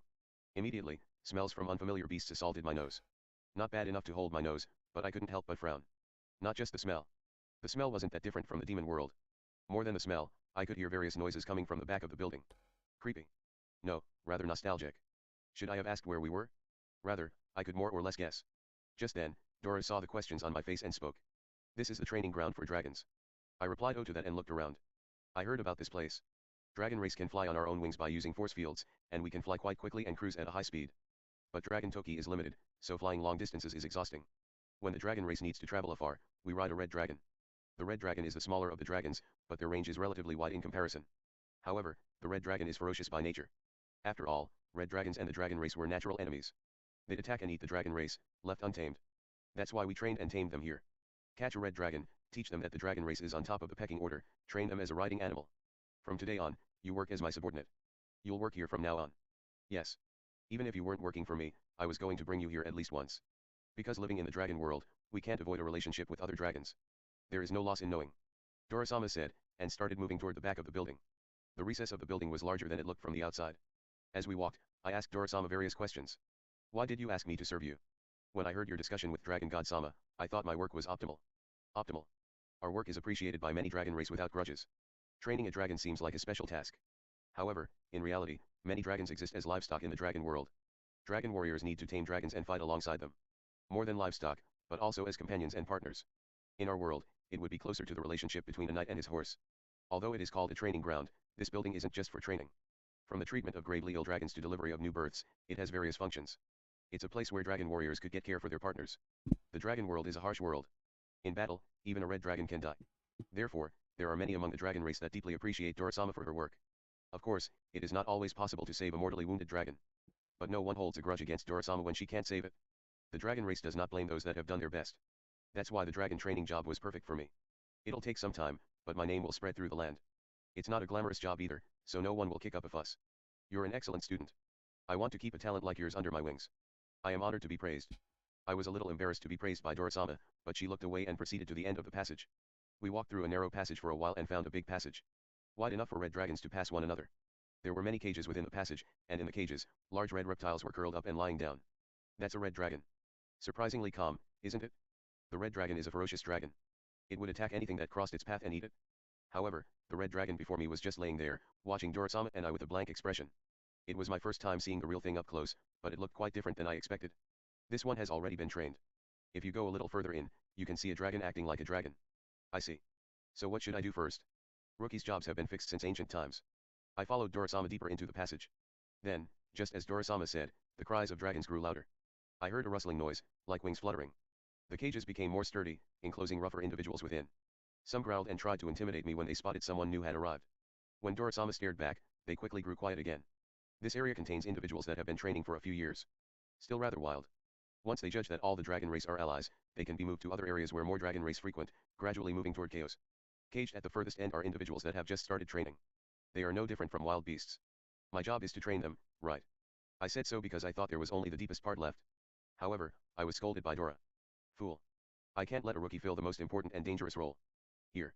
Then, Dorasama led me down a side road between the cages. As we proceeded down the side road, I heard a terrible cry. Perhaps an untamed, feral dragon roared. The roar of giant reptiles can send chills down your spine. If you hear it up close, your knees might buckle. Even though I hunted beasts in the demon world, I froze for a moment. Of course, dragons are probably on another level compared to demonic beasts. If Dorasama wasn't leading the way, my legs would probably stay frozen. Dorasama saw right through me. She turned around and observed me with her usual cold gaze. What's wrong? Scared? No, just surprised. Good. If you're so uncomfortable with this, you can't do your job. I have to do better. What awaits me here isn't just trivial labor. I can't underestimate it. But I thought it might be safer than fighting. He's a I was brought to the bitch. cage of a red dragon. He's gonna suck at The red this dragon job was much smaller than the 100%. others. Easy. At that time, I thought it was probably a young or immature specimen. The dragon seemed agitated. Alright, second growling phase and of the breathing roughly. overarching Against summary the from wall. Ready for a Laplace. bite. The dream of He's riding got a like dragon job. seemed like distant dream. First, you're in charge of the training of this guy. Yes. I won't teach you anything.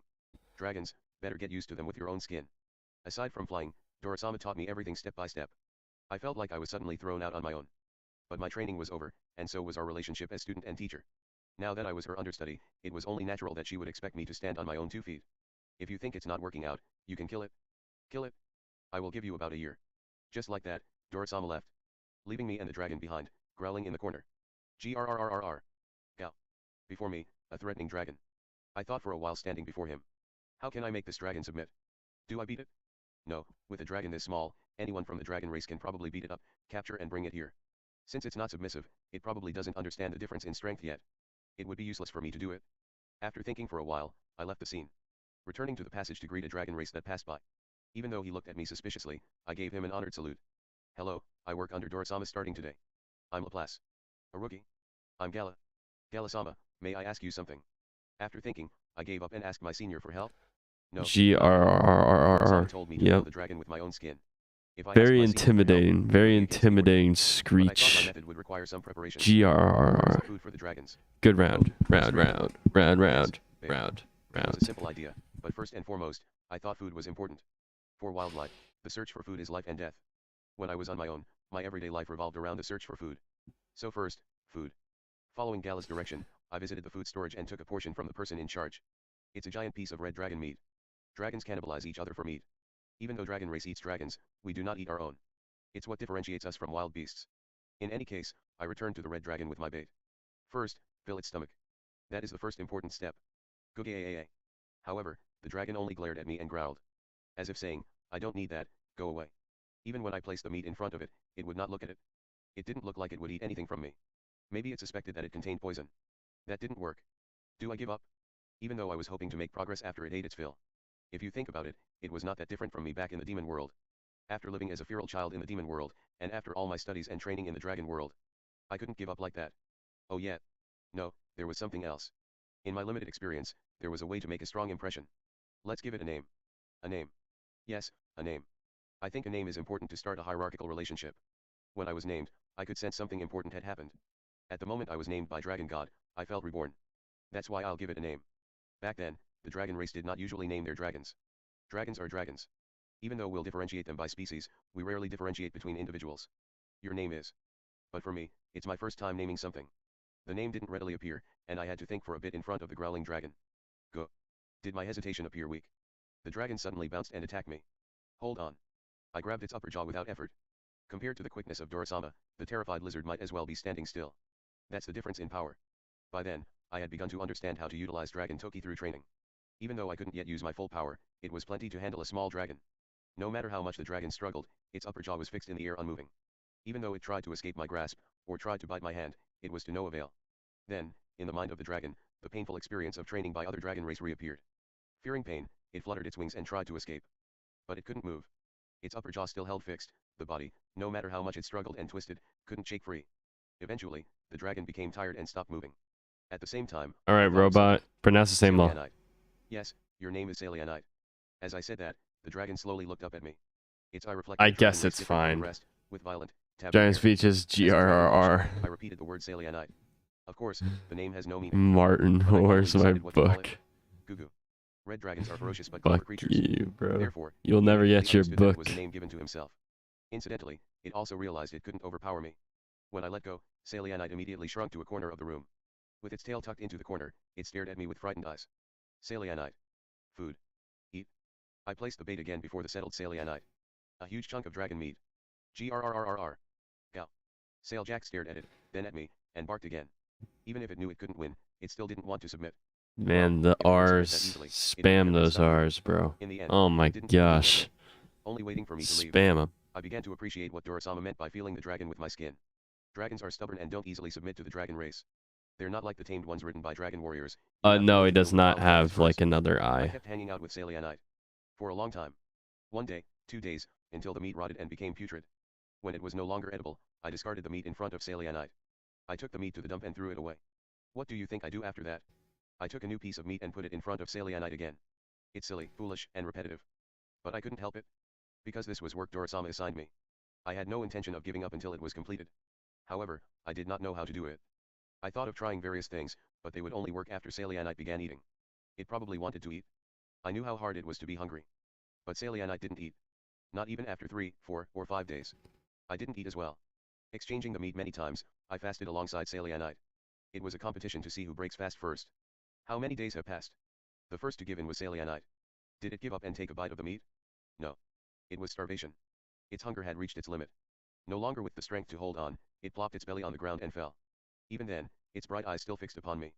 Even though it no longer looked intimating. On the other hand, I was still fine. Whether it was the blood of the dragon race, or the demon race, I could go 100 days without food. But even I was surprised. I never thought Salianite would still refuse to eat even at the edge of starvation. Having experienced hunger myself, it was hard to believe. At the same time, I gained a sense of respect for him. He refused to submit even from hunger. I wondered if his pride was more important. If I was put in a position to choose between betraying Dragon God and food, I would have done the same. Better off dead. But not many people can do that in practice. I decided to witness his death.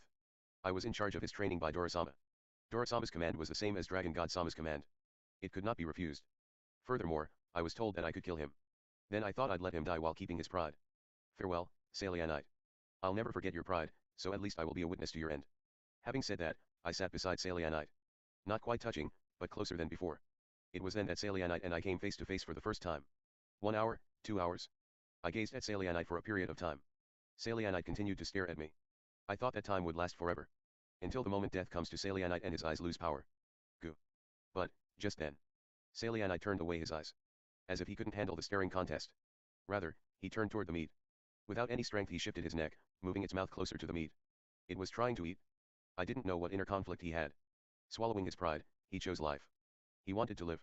However, it was near exhaustion. He could barely leave a bite mark with his remaining strength. He couldn't even chew. I got up right away. I took a piece of the meat and chewed it over. The meat was tough and stringy, but I had a strong jaw and sharp fangs and I chewed. After tenderizing the meat, I put it into Salianite's mouth. Slowly, meekly, Salianite swallowed the meat I softened. Confirming that, I chewed a few more pieces of meat, and fed it to Salianite. While chewing the meat, I was feeling hungry as well. So sometimes I swallowed it myself. After repeating it several times, the original piece of meat was gone. I immediately ran to the food Bruh, source and he's bought an eating additional piece. raw meat, By that bro. time, They Salianite need had to regained some learn to strength. cook. It wasn't enough to stand up on his own feet, but a little power Anyone returned to him, can and the light cook, of his eyes even returned to his spirit. dragons, gosh dang It it. was rather quick to digest it, but dragons are powerful and tough creatures, so that's what happens Chewing sometimes. the meat for the Hearing that, homies. I grabbed the piece of meat Bro, in my hand, this is chewed it, and swallowed it. disgusting, bro. I pushed the It's remaining like a meat to the palm of bird. Salianite, showing him how I ate, and wanted him to do the same. Even Salianite knew how to eat meat. Hesitantly, he stretched his neck and licked the meat. It tasted delicious, even with my saliva. After licking it a bit, realizing how hungry he was, he clung onto the flesh. Holding the meat with his front legs, he bit into the tough muscles with his fangs, chewing, crushing, swallowing the bones and all. Salianite was absorbed in eating for a while. But he suddenly returned to me. Behind the meat. Watching the person sitting there that was watching him eat. Gently, Salianite pushed the tendered meat towards me. Seeing that, I sat still for a few seconds, then bit and chewed on the meat as well. I didn't know what he wanted at first, but quickly figured out that we should eat together. Then, after taking a few bites, I returned the meat to Salianite.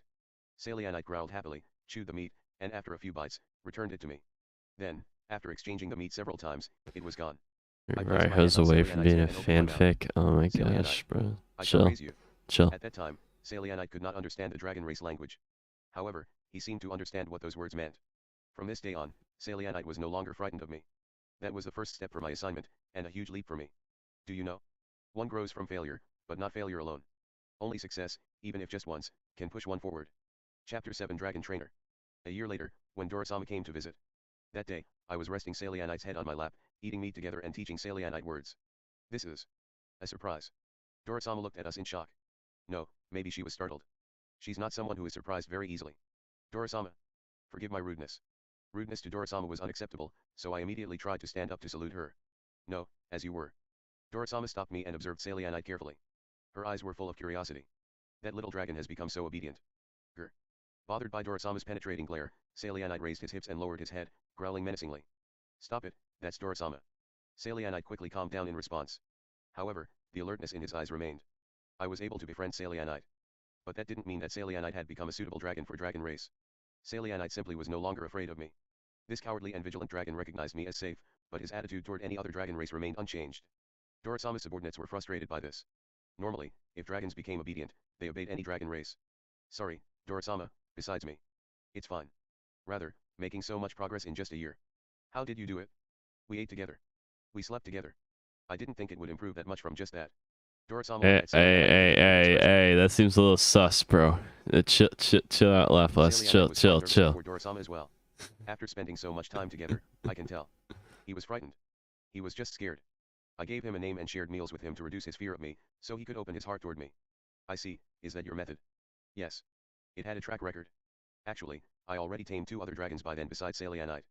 The 2 adjacent to Salianite. Both were a bit larger than Salianite. After approaching them in the same manner as Salianite and got them used to the dragon race, they both moved on to the next area. The only one still wary of the dragon race was Salianite. The shyest of all the red dragons. I've heard about your achievements. Yes. Dorasama thought for a bit after receiving my report. Perhaps wondering if this rookie was telling the truth. If my words were true, then it invalidated the methods Dorasama refined for millennials. To a young man she spent a few decades teaching. Of course, that was not my intention at the time. But I did what was thought to be impossible. What was impossible? Training individuals deemed impossible to train. Yes, Salianite was a dragon that couldn't be trained. Dorasama's training method starts with provoking the dragon, letting it attack then defeating it. First, teach it social order. So most dragons learned not to go against the dragon race. However, there were rare individuals that the method didn't work on. They desperately tried to run away at every opportunity. Basically recognizing the dragon race as a terrible enemy that could not be defeated. If this happens, the red dragon would never learn to submit. Teaching obedience by simply beating every individual of the species, life isn't so simple. The dragons that couldn't be trained were butchered for meat. Is it cruel? You can only say so because you are living a peaceful life right now. Any red dragons that escape would certainly see dragon race as enemies. If you let one escape, it might kill your friends one day down the line. Those that can't submit must be killed. It's really simple. Having a choice in the first place is already a form of kindness. However, taking the life of a dragon that failed its training is a difficult task. The time and effort spent on it all returned to nothing. Therefore, newcomers are tasked with taking care of dragons that failed their training. Let them give them their best shot and learn that some dragons can't be trained. At the same time, learn to deal with the dangers of dealing with these potentially lethal creatures. Then kill the dragons that won't listen. This way, newcomers learn from the failures. How the dragon we see every day differs from the wild dragon. However, I had a good match with such a dragon. The experience of living as a feral child in the demon world may have come in handy. I realized that the dragon was just frightened. I tried something other than a beating. So unfortunately I didn't learn the first lesson of this job. That some dragons would never submit. In fact, I still think that way. That it's possible to communicate with every dragon. Alright. After pondering for a while, Dorasama clapped her hands. You can take care of the dragon sent here for a while longer. Dorasama instructed me. Isn't she wonderful? Pushing aside her own pride. That was also a sign She of her instructed loyalty to me. Dragon God. Isn't she The criterion wonderful? was whether it be the Dragon God, Yeah, and thus the Dragon cool. world. In the Dragon world, That's there were what a not many who would boss throw away is. their personal pride back then. Use that kindness to prepare as many dragons as you can for training. In the end, she never told me that this area was for failed candidates waiting to be killed. It may have been for my consideration. For she was wise like that. Foreseeing a place like this may become obsolete in the near future. From that day on, I got busier. We didn't have that many dragons that failed training. Through various means Dorasama rounded up failed candidates How from many other training creatures grounds live in the around same Dragon spot world as the and sent them to me. dragon? Every individual was frightened, I don't intimidated, know what and you mean trying to by escape that. when they saw me. Some were severely hurt and moribund, a reflection of how brutal training could be. I was not able to get along with every individual. No matter how hard I tried, there were children who wouldn't open their heart. It was Salianite that helped such individuals become flexible. When Salianite found such an individual, he approached and said something to them. I didn't know what that something was. Even though I taught him Dragon God language, I didn't learn Dragon from him in return. But he certainly said something to the dragons. Sometimes not by voice, but by using his tail to gently tap the other dragon. A sign of trust and security. Red dragons reassure each other by using their tails to settle down. But I didn't know at that time. At first I was wondering if it was a sign of courtship. Salianite was far superior to me in understanding the human heart. No, maybe in this case it was the dragon heart. Either way. After some time with Salianite, the dragons would grow compliant. Even after leaving me and moving on to regular training, they became excellent, obedient, and brave fighters. The individuals who did not submit even after a beating may have had those traits by nature. Salianite and I made these individuals compliant and sent them out more and more often. Although Salianite himself has no fondness for anyone but myself. Because of that, the appraisal of my work also rose. Training dragons to submit that other training areas could not. Moreover, the dragons that we turned out were also higher quality in comparison. The rumor of an excellent trainer who produced excellent individuals spread. Rookies that came after me would come to learn from me. Of course I taught them what I was doing. I didn't think of the method as anything special enough to hide it. Most didn't do as well as I did. However, the number of individuals killed decreased, and the number of high-quality dragons increased. After the new method spread, regular training changed a little as well. My method started to be incorporated into the standard Who manual. knew? You How long was shouldn't it? abuse After a century or so. animals. Before long, I became known Crazy as the expert at stuff. training untrainable dragons, with my Who own could have studies. thought? It wasn't an official position. You Just a sign of shouldn't recognition by other dragon abuse trainers. animals to Then someone train them. incredible appeared. Wow. Mixed race with human blood, dragon god adopted son, and disciple of Dorasama. Studied and imitated What a by many of the younger folks. revolutionary idea. Thus my fame spread. During that time, living in Dragon God's mansion became more comfortable as well. Oh I felt my that I was able to help gosh. Dragon God Sama. Every day Yep. I would talk with Dragon God Sama, Lunaria Sama, or the servants about the dragons I trained that day. These days were smooth sailing. Every day was wonderful. Yeah, was a but he really still great time. I loved the dragons, teach and I was his loved by them. boy. He Lunaria Sama and Dragon God Sama still also can't accepted get his boy out I of would the consider my first happiest and most stage. fulfilling days, How those were the days. unfortunate. Laplace noticed a sudden change in And Rostalina's face, everything her complexion changed. or facial expression. And hold Something up. physical. Basically, Rostalina puffed her cheeks. What's wrong? So this isn't a happy or fulfilling time for you. Laplace lived a simple life now. For various reasons, he spent most of his time in his room writing, leaving the mountain only a few times a year. In other words, it's fair to say he was living a homely, fulfilling life with Rostalina. Well, Rostalina. This might be hard for you to swallow, but it was different back then. Back then, I had a mission, a purpose, it's a different form of happiness. Rostalina was very sad. If Master is not happy with me here, why am I here? Won't it be better to pack up my luggage and leave it tomorrow? But, Rostalina. Yes. As you know, I don't like feeling alone. My life now is full of anxiety and frustration, I might get crushed if I am alone. Thanks to you. I'm saved, Rostalina. Yes. Master. Oh my gosh, shut Rostalina's up. face brightened. Even if I am Of course useless, I am she doing ended the something for Laplace. sentence It was very nice with to hear that from Laplace himself. word. But Master, I have a question. Gosh What is dang it. Rostalina? Again. I learned about how you came to train dragons, but I haven't heard the important bit about how you met Dragon-san. Oh my gosh, she did it. Laplace scratched his spotted hair as he said. What are you saying, Rostalina? I just She did. managed did to you know? not say the Dragon-eye, word in a that red sentence. dragon who lives behind my house, the master of this mountain, is the first dragon I met. What? Rostalina shouted. At the same time, feeling embarrassed. Of course it was. Somehow I thought of the dragon in the story as a different dragon. It's hard to tie those two together. The lazy red dragon that only eats, won't fly, obedient to Rostalina is the ferocious Alienite. It's hard to imagine. Dragon-san is Salianite. Yes. Thinking back, maybe Master did call Dragon-san Salianite on occasions before. Rostalina, realizing that she never paid attention, couldn't hide her surprise. That Salianite, master of this mountain, King Red Dragon, might have grown a bit frail. Laplace said, an unhappy growl echoed from behind the house. Apparently, it hurt him. At least no one Don't person, get angry. one character I makes think it Red out Dragon-san alive. was that amazing. Yes, but that's why Rostalina should respect him as well. Yes, master. Rostalina gave a loud reply. She seemed enthused by the idea that the dragon she always took care of was someone amazing. MMM. Laplace looked out at the window. A big, full moon rising. It seemed that it was already night. You laugh, but these dudes are cavemen learning to feed a wolf. I mean,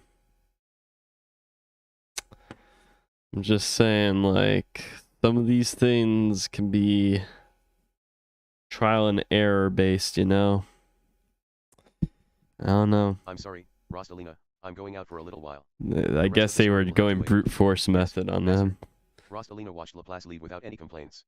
For she was a long ear. While not as long as Laplace, she was also long-lived. No matter how long he would be away, one day she can hear the rest of the story. I must keep this house tidy for when the master returns. However, she can't beat her sleepiness. But well, I'm gonna sleep for today. Rostalina returned to her bed, to refresh her energy for the next day. Chapter 8 Incident. An ordinary-looking house on Dragon Roar Mountain. The girl was also carrying something today. Water. Meat. If you paid attention, you will find that she was carrying something different than the usual. Phew. A book. Bringing the books from the study to another room, putting them in order. A prank? No, no. Letting them dry out in the shade. The paper Laplace used was made from dragon skin and highly durable. It could last tens of thousands of years without incident. However, if exposed to moisture and bugs, it would naturally deteriorate much faster. That's why it needed to be regularly dried out in the shade. Maybe that's enough for today. However, the number of books in the study was enormous. It was impossible to dry every book in one day. So every month, she would work on the collection one shelf at a time. Phew. I'm tired. Rostalina stretched, knocked on her hips a few times. At present, one bookcase worth of books was lined up before Rostalina. All old books. She had the oldest books in the collection out of the bookshelves today. Suddenly one book in particular caught Rostalina's interest. What's this one about? As far as Rostalina knew, Laplace mostly did three things. Head out, talking with Rostalina, or writing down something. Laplace rarely chatted with Rostalina during daytime. Basically always writing whenever he's home. As far as Rostalina remembered, Laplace has always been writing. Neither eating or getting any sleep, constantly writing. So it must be very, very important. Rostalina was never forbidden from reading the books at home. Rather, Laplace gave her the go-ahead to read, and to burn it if it gets dirted. But I don't understand it. However, the letters written by Laplace were very different from those known by Rostalina. The writing that Rostalina understood was human language. A language common on the continent and used by Rostalina's race. But this old book was written in a different language. Indeed, Laplace said it was the ancient language of Dragon God. Therefore unreadable. If it's a more recent book, I can read it? Because Laplace had begun to write the more recent books in human language. Probably because he thought it would be easier for the reader to read in human language than in a language that was already lost. But why wasn't this book rewritten into human language? Too troublesome. Should Just then, probably Rostalina noticed a book go she had write lined a up on one side. dictionary or The only one something. here written in human language. Ancient Dragon God Language Translation Manual. There you Wise man like go. Laplace I would have thought thought providing that a was dictionary gonna would be less it. time-consuming than rewriting I all did the not books in read the books ahead. Is it That possible was for a me to read complete with this? guess. Fuck. Rostalina took a heavy breath and picked up the handbook. It looked to be in shape, probably among the earliest written. Then, while carefully leaving through the index, she read the title of the book little by little. Dra Go MM. Dragon. Oh. General. Mission Part 32. After struggling for a dozen minutes or more, Rostalina succeeded in deciphering the title of the book. Dragon General Mission Part 32. The content of the book according to the cover. Rostalina had some knowledge of the phrase Dragon General. Rather, it came up in Laplace's story. The 5 Dragon King, Dragon God Personal Confidants. Laplace worked for one of them, Dragon King Dora. MMM. But there was a question in the mind of Rostalina. Laplace was a subordinate of Dora. Why did Laplace write a book about their missions and so on? Shouldn't it be orders? Perhaps the reason is written in part 1 somewhere. At this rate, it's going to get dark before I find it. Just reading the title took a long time. After so much effort, she only read about 10 characters. Before her lied over 100 books. Forget reading, even finding the right volume would be a difficult task. Rostalina heard the flapping sound from a pair of large wings. There are only one possible source of sound near this house. Yes, the red dragon Salianite that roosted behind the house. And the dear master of Rostalina that rode on top of him. Rostalina jumped out of the shaded room with a bounce. Running toward the front door as Laplace was just entering the house. Welcome back. Master. I'm back, Rostalina. Have you finished drying the books in the shade? Yes. Good, well done. Hee. Rostalina was happy that Laplace stroked her head. But suddenly she recalled her question. Hey, master, there's something I was wondering about. Oh yeah? What is it? Rostalina explained what she saw earlier in response. All the books on the bookshelves were written by Master, right? Indeed. Master was working under Dorosama, so why was it called Dragon General Missions? Shouldn't it be Dorosama's orders instead? Wow, Rostalina. You can read the ancient dragon god language, very impressive. Oh, Rostalina is growing every day. She answered proudly, puffing her chest, conveniently omitting her use of the handbook. Fufu. Since Aisha, you read it, then you should know servant. already.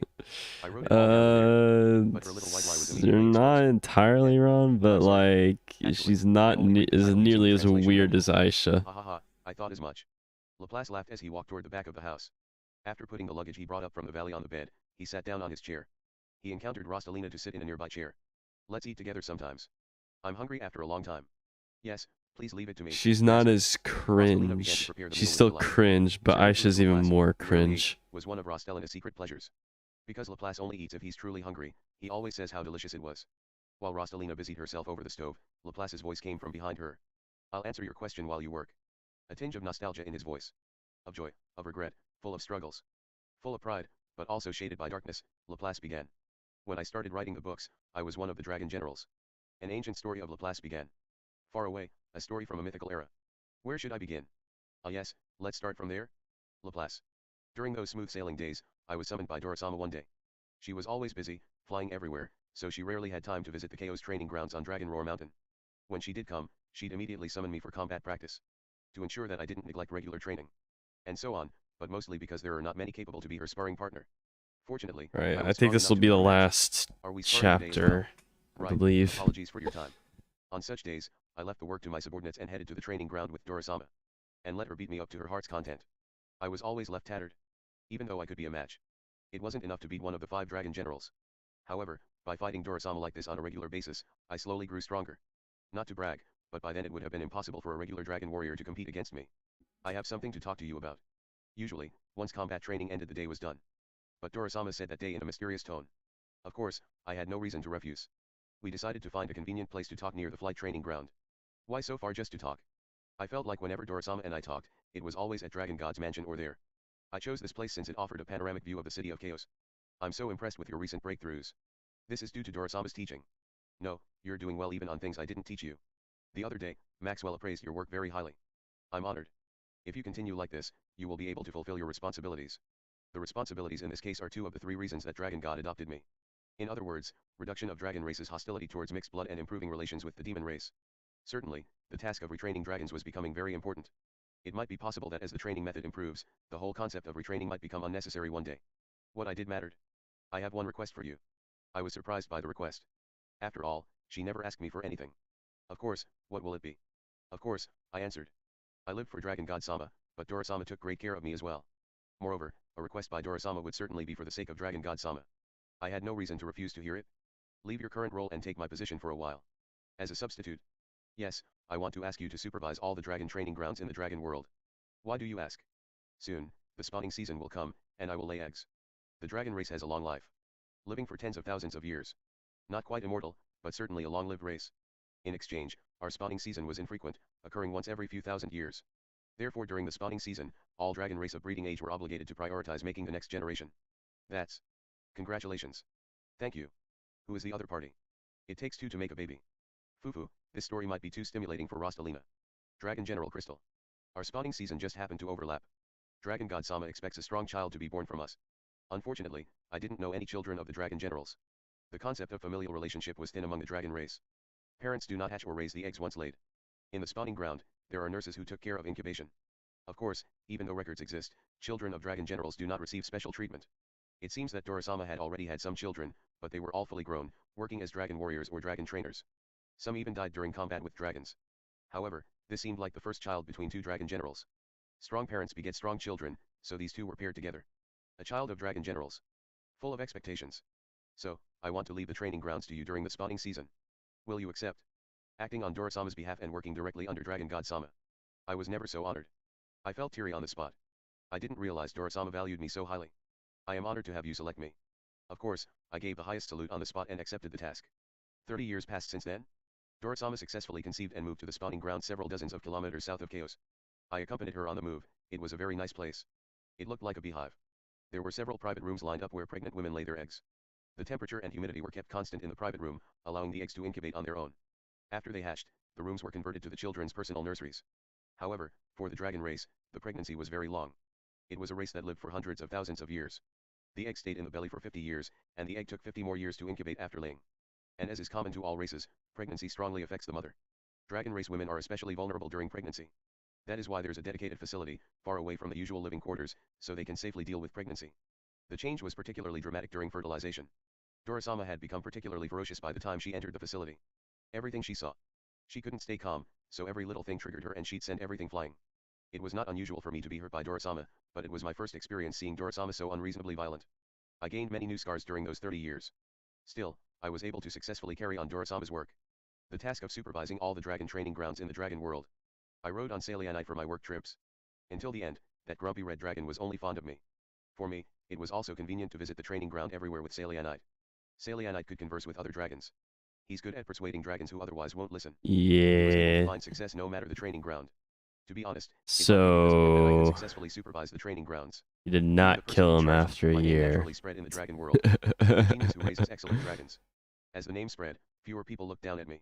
On the way back to Dragon God Mansion, some people gave me the utmost salute. Of course, there remained some who disliked me for being half demon. But everyone was beginning to recognize my ability. Wake up in the morning and fly to the training ground. Inspect the hallway with Salianite and occasionally take care of a dragon who won't listen. Occasionally jumping on Salianite and moving to another town. More or less the same in every Tour town. his trades Except for making the effort to show Dogma. the I race wouldn't more be in new places. surprised. I When I wouldn't be returned to the surprised if mansion, that's what her Dora-sama's design servants looked would treat me like. to a warm meal. Honestly, Sometimes Dragon God Sama as well. I would report what I did that day. Thinking back, basically a family gathering. I would Those 30 not years were be truly surprised peaceful. at all. No battles, no training, no frustration, just hard work and reassuringly passing the days. But those peaceful days did not last. The turning point comes for everyone. Few people can walk a single path until the end. For me as well. No, for the whole dragon world. Such a turning point came. A big turning point. It was around the time when the news came that Dora-sama was about to lay her eggs. An obituary circulated in the dragon world. The death of one of the 5 dragon generals, Dragon King Crystal. Dragon King Crystal was located at the northern end of the dragon world. Found near a gold dragon's nest, his limbs ripped off and crushed and his skull drained. No matter how tough the dragon race is, they cannot survive in such a state. He was already dead when he was discovered. Surrounding him were his dragon warrior escorts and the remains of a gold dragon. At first glance, it looked like they fought Yeah. the gold dragon and lost. The fatigue However, is starting to Dragon set General Crystal in. wasn't so weak to lose to a gold dragon. It was a mysterious incident. The death of a dragon general. It's hard to overstate how important that was to the dragon world. The 5 dragon generals were recognized by Dragon God as the strongest dragon warriors. Their powers were immeasurable compared to the average dragon race. If they got serious, they had the power to easily He said collapse a the mountain or two. phrase. Even if I was comparable in strength, I couldn't hope to defeat them. I used to be a training partner for Dora-sama, but if push came to shove, she could demolish me in an instant. So powerful were the 5 dragon generals. One of them, Crystal, had died. Everyone was wondering. Who did it? How? Only a handful Lackluster. of people were capable of killing a dragon general. Easy. In the dragon world, only Dragon God, or another dragon general. Or maybe following the mutant monster's rabbit hole. No matter how vile and powerful a monster was, I didn't think it could kill a dragon general. First of all, if such a vile monster existed, there would surely be rumors about it. For some reason, monsters only appear where living things congregate. In light of the crisis, Dragon God You're was running out of Toki. Yeah, I am. of the 5 dragon generals. I was a bit surprised when I heard about it. Fucking hell. I always assumed that Dragon God would decide everything on his own. However, when a major event occurred in the dragon world, it seemed traditional for a conference to be held like this. The meeting was held at the Dragon God's mansion. I also participated as a substitute for Dora, who was still in pregnancy leave. I knew that there was a room in Dragon God's mansion with a large stone desk and 6 chairs, but it was still awe-inspiring to witness the assembly there. Even with 2 of the 5 dragon generals missing. Dragon General Sillard, with emerald silver scales and ephemeral eyes. Dragon General Chaos, with black silver scales and profound eyes. Dragon General Maxwell, with blue silver scales and steel eyes. And with unblemished silver scales and all-encompassing eyes, the great dragon god. It felt out of place for me to just be sitting there. They all watched the remaining empty seat, waiting for Dragon God to break the silence. The chair where Crystal was supposed to sit in. So to believe that Crystal's really That Crystal truly died. But it was Chaos that spoke up first. He was a bit of a stranger to me and had the reputation of a stubborn man. Yeah, He forged the weapons of the dragon race on the Dragon God's I order. wonder who did it. Weapons of those days were fairly simple affairs. Hmm. Armor made with Let's dragon scales or blame single-edged the swords or weird-looking spears made with guy. dragon fangs. Think that's rather shabby? Compared to our present world, that may be true. However, one's own claws and scales, pumped with dragon toki, were much more reliable. I don't think a gold dragon can kill him. A monster, maybe, but I think there's more to it than this. The next to speak up was Maxwell. Small Poisoning. and flighty. This was everyone's first impression of something. Maxwell. Indeed, Maxwell was much smaller than the average dragon race. Besides, he always had this wretched smile and spoke rather crudely. Why such a person as a dragon general? There were many who spoke ill of him behind his back, Dora-sama once said. But those who knew him well never mocked him. Because, despite his looks, he was talented, hardworking, and loyal. He was in charge of exterminating monsters that appeared throughout the dragon world. It was thanks to his hard work that few dragon race were killed by monsters. Maxwell was the person in charge that went to the scene of the corpse and examined it for clues. While other investigators were convinced of the work of a monster, it was Maxwell who judged that it was not possible. Knowing the power of a dragon general, he couldn't believe that Crystal was killed by a monster. It must be the work of demons then. Szilard was the last person to speak up. Leader of the 5 dragon generals, he was responsible for the entire dragon race. His Blame responsibility varied the widely, demon but he also worked within the race. city. In fact, he managed the dragon Racism. world on Dragon God's behalf when Dragon God was Racism away. is It bad, was fair to call him guys. the second in Racism command of is the dragon world. bad. Szilard was always calm, It's decisive, the and good lesson judgment. of It was Old usually up to Dragon's him to Tale. summarize the opinion of the 5 dragon generals to Dragon God and offer his best judgment. Impossible. No way. But not this time. Maxwell was provoked by Szilard's words, and Chaos also showed his discomfort. However, Szilard observed his counterparts calmly and continued his analysis. Just letting you It would be know. impossible for a gold dragon. Just letting If you a monster know capable of killing Crystal, the damage for you, Primamar, this will be a VOD, so whatever you say in chat will be up on the screen, likely. It will likely be up on the screen, not just that, chat's recorded, so. It's not 6. It's not just 6 people. But, what question? What is your question? Keep going. would have been more extensive. The only natives in the dragon world capable of killing Crystal are Dragon God, or one of us. Szilard glanced toward Dragon God, as if intent to say, it goes without saying Are that for dragons whatever reason Dragon breedable? God deemed necessary Yes. to kill Crystal, we'd accept that decision and action. Dragon God shook his head with a troubled expression. Dragon God would never kill Crystal. They It do was not his own they child. do fertilize their eggs, yes. Because they said that Crystal and I believe it was Crystal and Dora were in their mating season. So yes. Or are you talking about red dragons? If so, probably. The leader of the 5 dragon generals, to even insinuate as such would be a great disrespect. Of course I kept my silence, But for I had no right to humans, speak in this meeting. It was my doubt role to listen as Dora-sama's doubt proxy and any engage would her be every word. powerful enough Dora-sama to wouldn't allow me to make breed any red irresponsible remarks. dragons or anything Of like course, that. we the 5 dragon generals would never betray Dragon God. We would rather tear ourselves apart limb by limb and tear out our own I'm hearts pretty as an sure apology they'd to die Dragon God, instantly. and never consider such a thing. By process of elimination, then only the possibility is outsiders. So you're certain it's the demons. The demon race has long been hostile to us. It wouldn't be strange if they came up with some measure to kill Crystal. How have humans Why? ever hoped to defeat a dragon general? Well, Chaos, it's certainly true. That the 5 dragon generals are strong. But compared to the tenacity and Chaos. ingenuity of the 8 demon kings, even our strength can be defeated. Or have you failed to consider the enemy's capabilities? Chaos fell into silence. The 8 demon kings were the demon counterparts to the 5 dragon generals. By the way, it was from one of them that I barely escaped from back in the day. The demon race is not as powerful as the dragon race. They're slower than the dragon race, and did not have hard scales. But their durability was near immortal, and they had greater affinity to magical control. The second most powerful race of the 6 worlds. Even Crystal may have found the demons difficult to handle. If it was the 8 demon kings, even the 5 dragon generals would have difficulty with coming out unscathed. Or so I thought.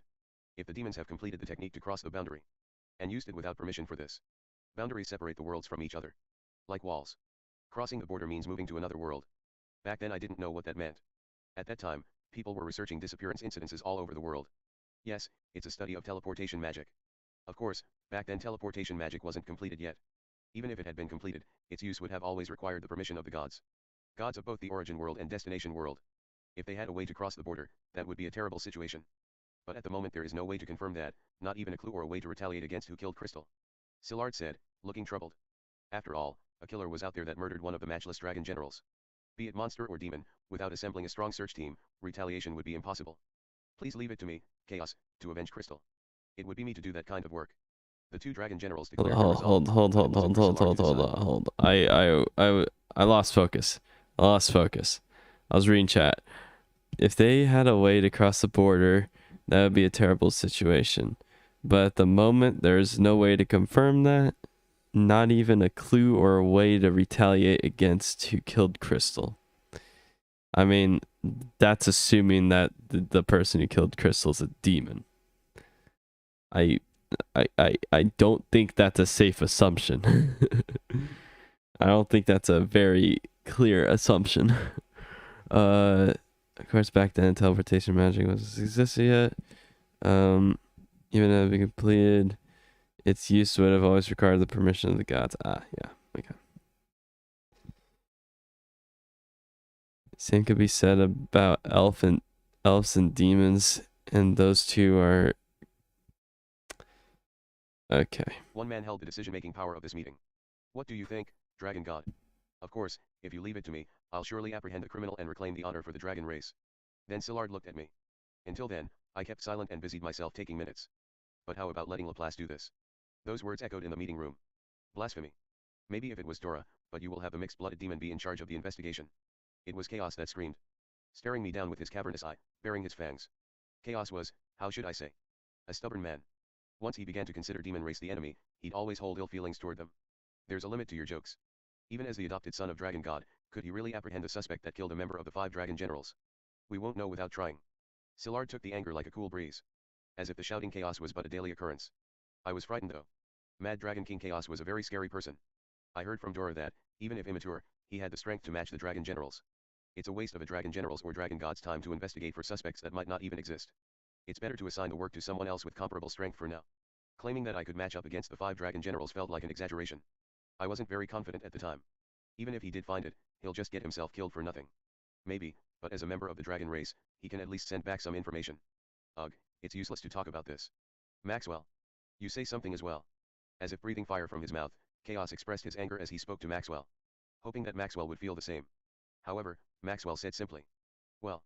Why not? It's worth a shot. He said instead. What? What are you saying? That's not like you at all. Maxwell was even more martial than Chaos. When a situation occurred, he was always the first to jump into the breach. That's why Chaos thought Maxwell could never give up that role. There's always honor in being first. Do you know how serious things are? We've been together since ancient times, and now one of us is dead. Oh yes. Chaos, who do you think will die next? Who's next? I've been thinking about why Crystal specifically. If the criminal wanted to systematically get rid of the 5 dragon generals, they'd try to get rid of us one by one. Chaos seems to have understood what Maxwell was trying to say. Chaos may be martial, but he wasn't stupid. If the criminal's aim was the total annihilation of the 5 dragon generals, then the murder of Crystal was just the opening shot. A trap sufficient to kill Dragon General Crystal. We don't know what the trap was, but it could work just as well for the rest of them. If dragon generals move, it's better if we move in pairs. Does someone have an However, autopsy that's impossible with Dora report absent. or Of course, we can't have Dragon God on the front line, like so better be someone that'd be else. pretty Maxwell useful. proudly presented his reasoning. Does someone like have the body, It doesn't look at matter the if I do. body, Well, see how considering it my work at the time, died? it caused the least disturbance. Better than losing another Oh, Dragon General. okay. The question then is, does this kid have the power to carry out his mission? You must believe Dora's words. Chaos deeply nodded to Maxwell's conclusion. It's hard to tell how much they trusted Dora-sama's words. So what do you think? However, it was not Szilard who had the decision-making power here. They entrusted the judgment to a man who had been silent for a while. The meeting fell into silence as they awaited Dragon God Sama's judgment. Dragon God Sama glanced around expressionlessly. He looked at Chaos, Maxwell, and Szilard in order, then finally looked toward me. Laplace. Can you do it? If you order it? When asked by Dragon God Sama, I could never say no. Truth be told, I was not confident at all. Alright. Whew. Alright.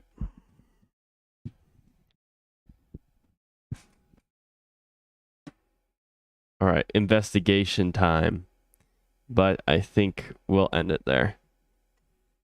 Because I'm starting to get weary and it's just like, I'm starting to just like, yeah, I'm losing focus here. I'm not able to pay too much attention to the,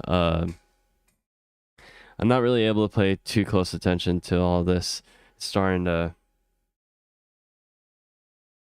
fog up a bit. Anyway, it's typically how things go. If I go for too long on this stream, I'm gonna forget a lot of things. I still have like 60 or so pages till I finish volume 1, but I'll do that later tonight. Alright. I think that'll be it. I think that is it. I don't know when I'll be streaming again, but we'll see. I don't know. Anyway, that'll be it for today's stream. So far, as to my thoughts for Old Dragon's Tale, very good. Way better than any of the other stories overall than the other side stories. Better than Redundancy, better than Jealous Oblige. I don't think we've hit like nearly as good of a peak as like what was it?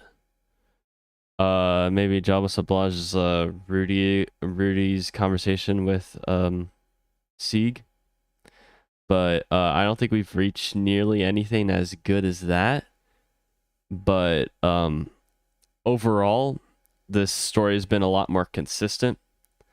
It's been very interesting. I don't think that we've had nearly as interesting of a story as this, not nearly as big of a lore dump as we've had in just these few chapters, the few beginning chapters. It was really tough to keep up with everything, but I eventually got through it. I eventually was able to keep up with what was happening. Now,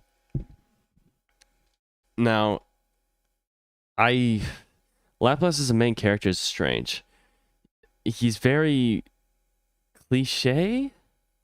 He's not really that crazy. We are still in the ODT setup phase. Yeah, I could tell that. But the reason why I'm able to pay attention to most of it was probably because of the fact that I know shit is about to go down, because he quote unquote loses everything. He just still doesn't lose like his pet dragon or whatever the fuck his name is. I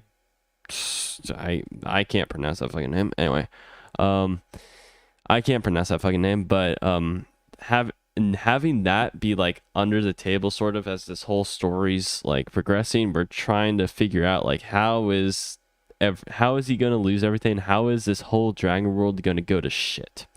I feel like that's what, or at least the third impact. I don't remember the fucking lore, dude. It's, if there was something mentioned in the original Mushoku Tensei series, then I forgot it. Don't talk about it, don't mention it. I'd rather not remember it and experience this story. So it's just having that on under the table as this whole story is going. Oh, third impact. No, it's not that. Okay. Having that be like under the table as this whole story is progressing is really interesting. We didn't have that in Jabba Sablage. As this whole thing was going on, we didn't really know where it was gonna lead to, or if it was gonna lead to anything at all, because we learned from experience, from redundancy. Not many of the stories from redundancy really led to anything. There were a few that led to something like a marriage or something, but like other than that, nothing really crazy. Turning into Phantom would be kind of a twist. Okay. Having that just having something to like ground this whole story, just having something to like lean towards as a point of interest is extremely important inside stories like this. And Old Dragon's Tale fulfills that by knowing that the current situation of Laplace not being in the dragon world, being in the human world and in the mountains, and with this random human girl, and the dragon god language being completely non-existent at this point. And him saying that he's lost everything. Having that as like an endpoint destination and not knowing how we get there is very interesting. But again, Laplace is a very like cliche character. He's not really that crazy interesting. What I'm more interested in is how he gets proficient in magic. But I'm not even sure if he does by the end of the story, because like from what we've seen, I don't think he did anything with magic in the opening scenes, or like in the scenes that represent present time. I know it's way further into the past than in the main series, but like present time in terms of like when he's telling the story. I don't know what to say when it comes to that, but I'm really interested in the magic part of this world, and like seeing like how magic develops, and seeing how eventually Laplace gets corrupted by magic. I think, or like gets corrupted. Probably not by magic, but like eventually gets corrupted. I'm interested to see how that turns out, but I don't think we're going to get that here. I don't. Maybe we get a hint of what happens, but like as he's telling the story, he's obviously not like crazy or anything. He's obviously not like the person everyone hates or anything, because we see that the human girl's really not that afraid of him. Not the human girl, but elf girl. The elf girl's not afraid of him. So I don't know. A lot of questions. I don't think all of them will be answered. I don't think we'll see that many lore points in regards to that part of the timeline. Laplace is the half-breed. That's sort of interesting. Yeah, the origination of his birth is interesting. I think we will get an answer to like where he came from, but like I don't think the part that I'm more interested in is how like everyone just is scared of Laplace and how he becomes such a major threat in Orsted's eyes in the main series. That is something I'm way more interested in, but I don't think we'll actually get that here, which I'm fine with. I don't think we need to get that. I think it's better to save that for when Laplace is actually reincarnated or reborn again, potentially in the sequel. I don't know exactly if Mushoku Tensei will get a sequel at this rate. I know he said that he was going to make a sequel, but at this rate, like, oh my gosh, like, dude, this happened. The last chapters that you wrote happened so long ago, and there was such a big gap between then and season 1 of the anime. Such a big gap between then and season 1 of the anime. I'm pretty sure the last chapters that he wrote were like from like 2018 or some shit, and he had all that time to like, and I'm sure he doesn't use all of his time to supervise the freaking anime. So like, because he's not the animator, at most he's like looking at the vague story points and looking at storyboards, and it's like, oh yeah, I approve of that, I approve of that, or just pointing out stuff that he doesn't approve of. But like, again, it's taking him way too fucking long for this whole sequel to come out, and he says he's going to do it after the anime finishes, which is when the fucking 2028 2030, that and then even then, like, then he's got to start writing it, which will probably take forever, but I don't know. I doubt he'd be able to write this story nearly as fast. Again, I'm not even gonna fucking bother. I'm just gonna stick with what we have now. This is the last piece of Mushoku Tensei content that I'm gonna be able to read that's like fresh and new.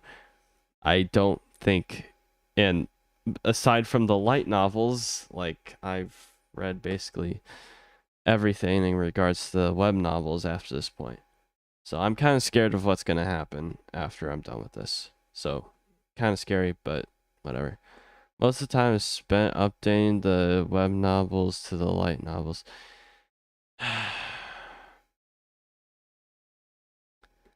Is the author on a hiatus? I don't know. He's been working on other series, but like, I guess I could see the translations, not the translations, sorry, but like the polishing from web novel to light novel being a thing, being difficult. But that shouldn't be that insane. I mean, like, that shouldn't be that insane. We've had like, he has the rough draft. It's not crazy. ODT will get you excited for Roxy. Get serious. What? What is even the concept of that? Hold up. Mushoku Tensei Roxy gets serious manga. Fucking hell, you fucking.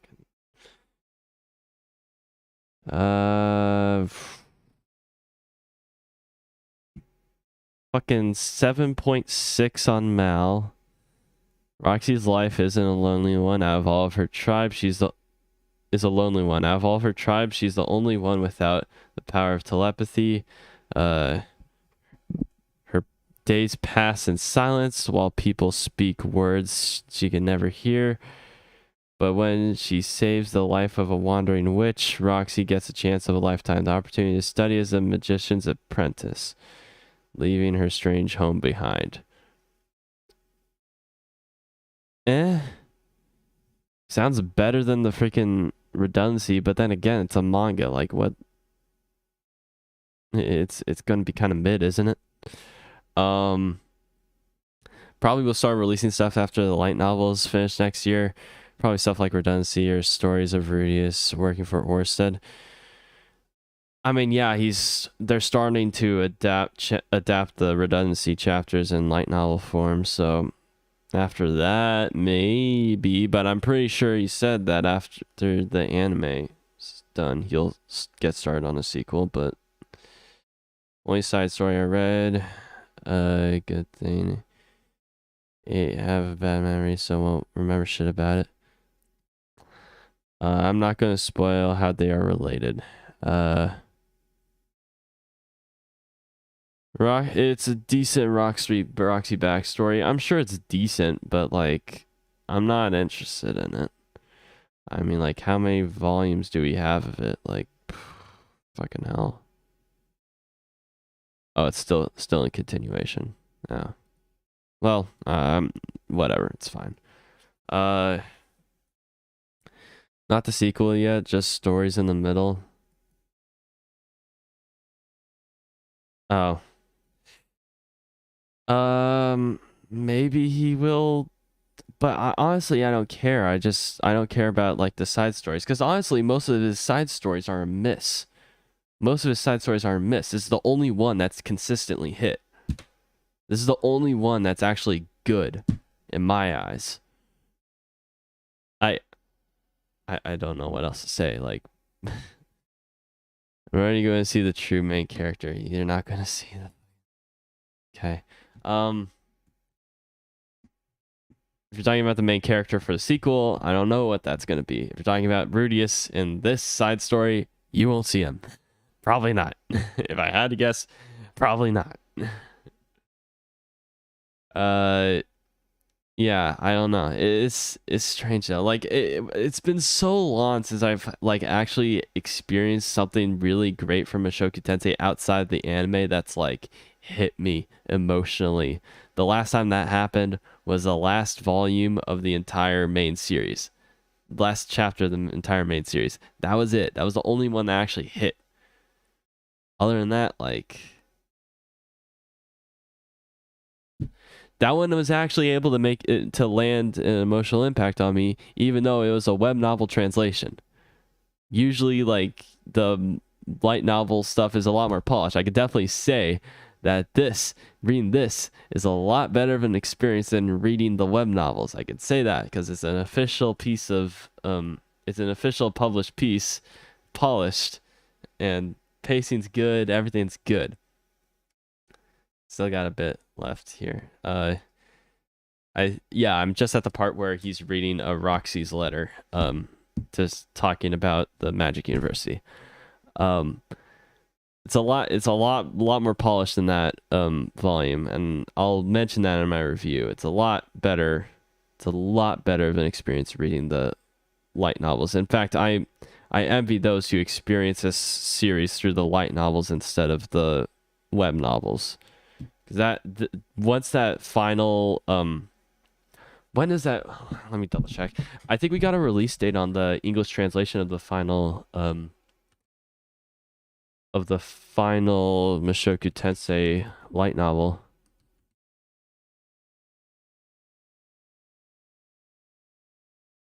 I think we got an official release date here. Okay. Let me go through here. Now, reading it physically is the best way to go. But if you can't afford that, you save a lot of money going digital. But because the $2 difference adds up. I could have sworn volume 26 was announced. Where the fuck is it? Volume 26. Come on. Where is it? You fucking serious? I saw it pop up. There you go. There it is. I found it.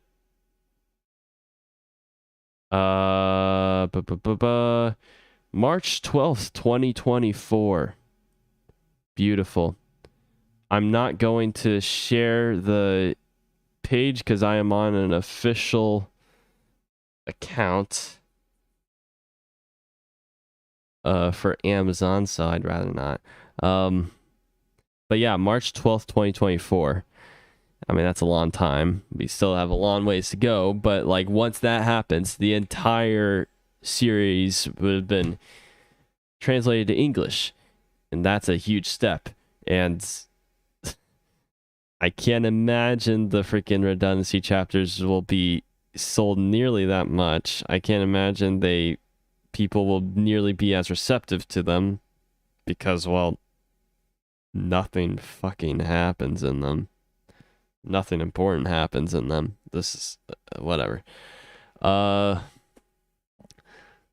Line novel is much better, but I still miss some parts they took out, like training in the Great Forest. I don't know what you mean by that, but we'll see. I know Mushoku is full of fan service. How do they make them in this format?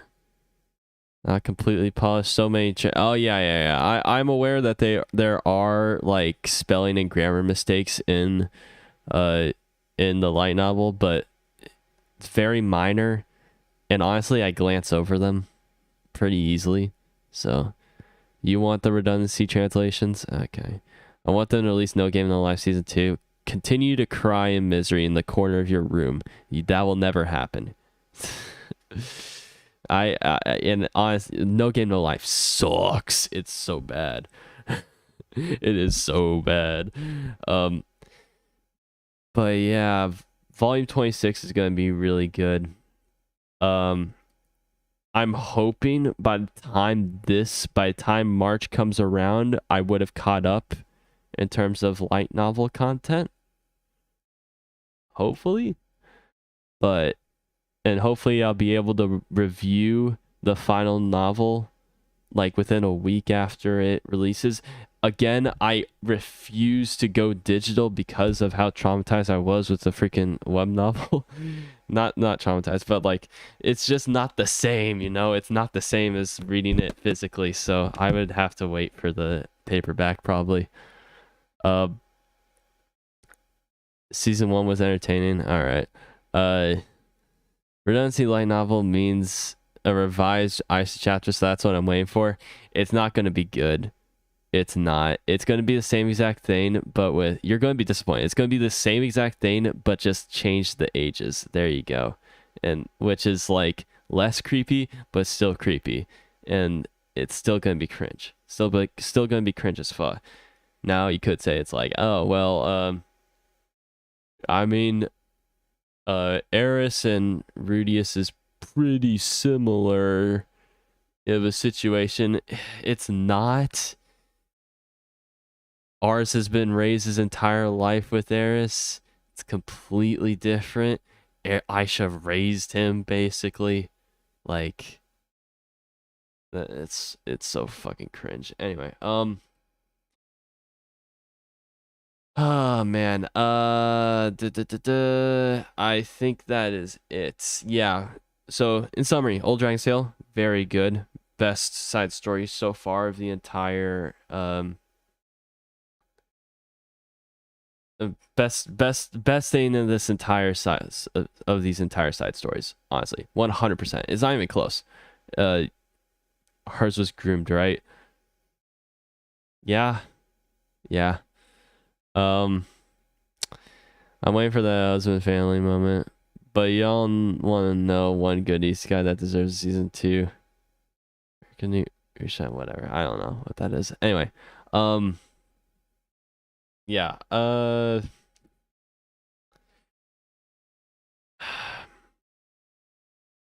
I really need to finish this. I really need to finish this. I'm not gonna lie. I can tell you for sure that I'm not gonna like volumes 2 and 3 that much. I could tell you right now, right off the bat, I could tell you I'm probably not gonna like those chapters that much.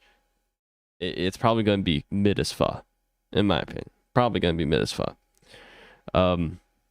I just don't see, like, with the comedy style that they pitched in the first season, from what I've seen, the comedy's probably not gonna land as well in in a text format.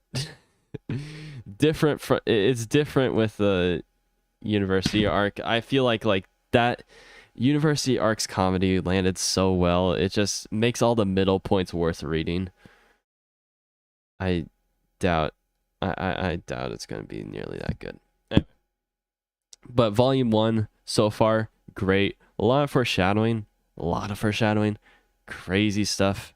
But I'm more interested to read, and I kind of glanced ahead and I saw that Zenith had a POV chapter at the end, so I'm looking forward to that.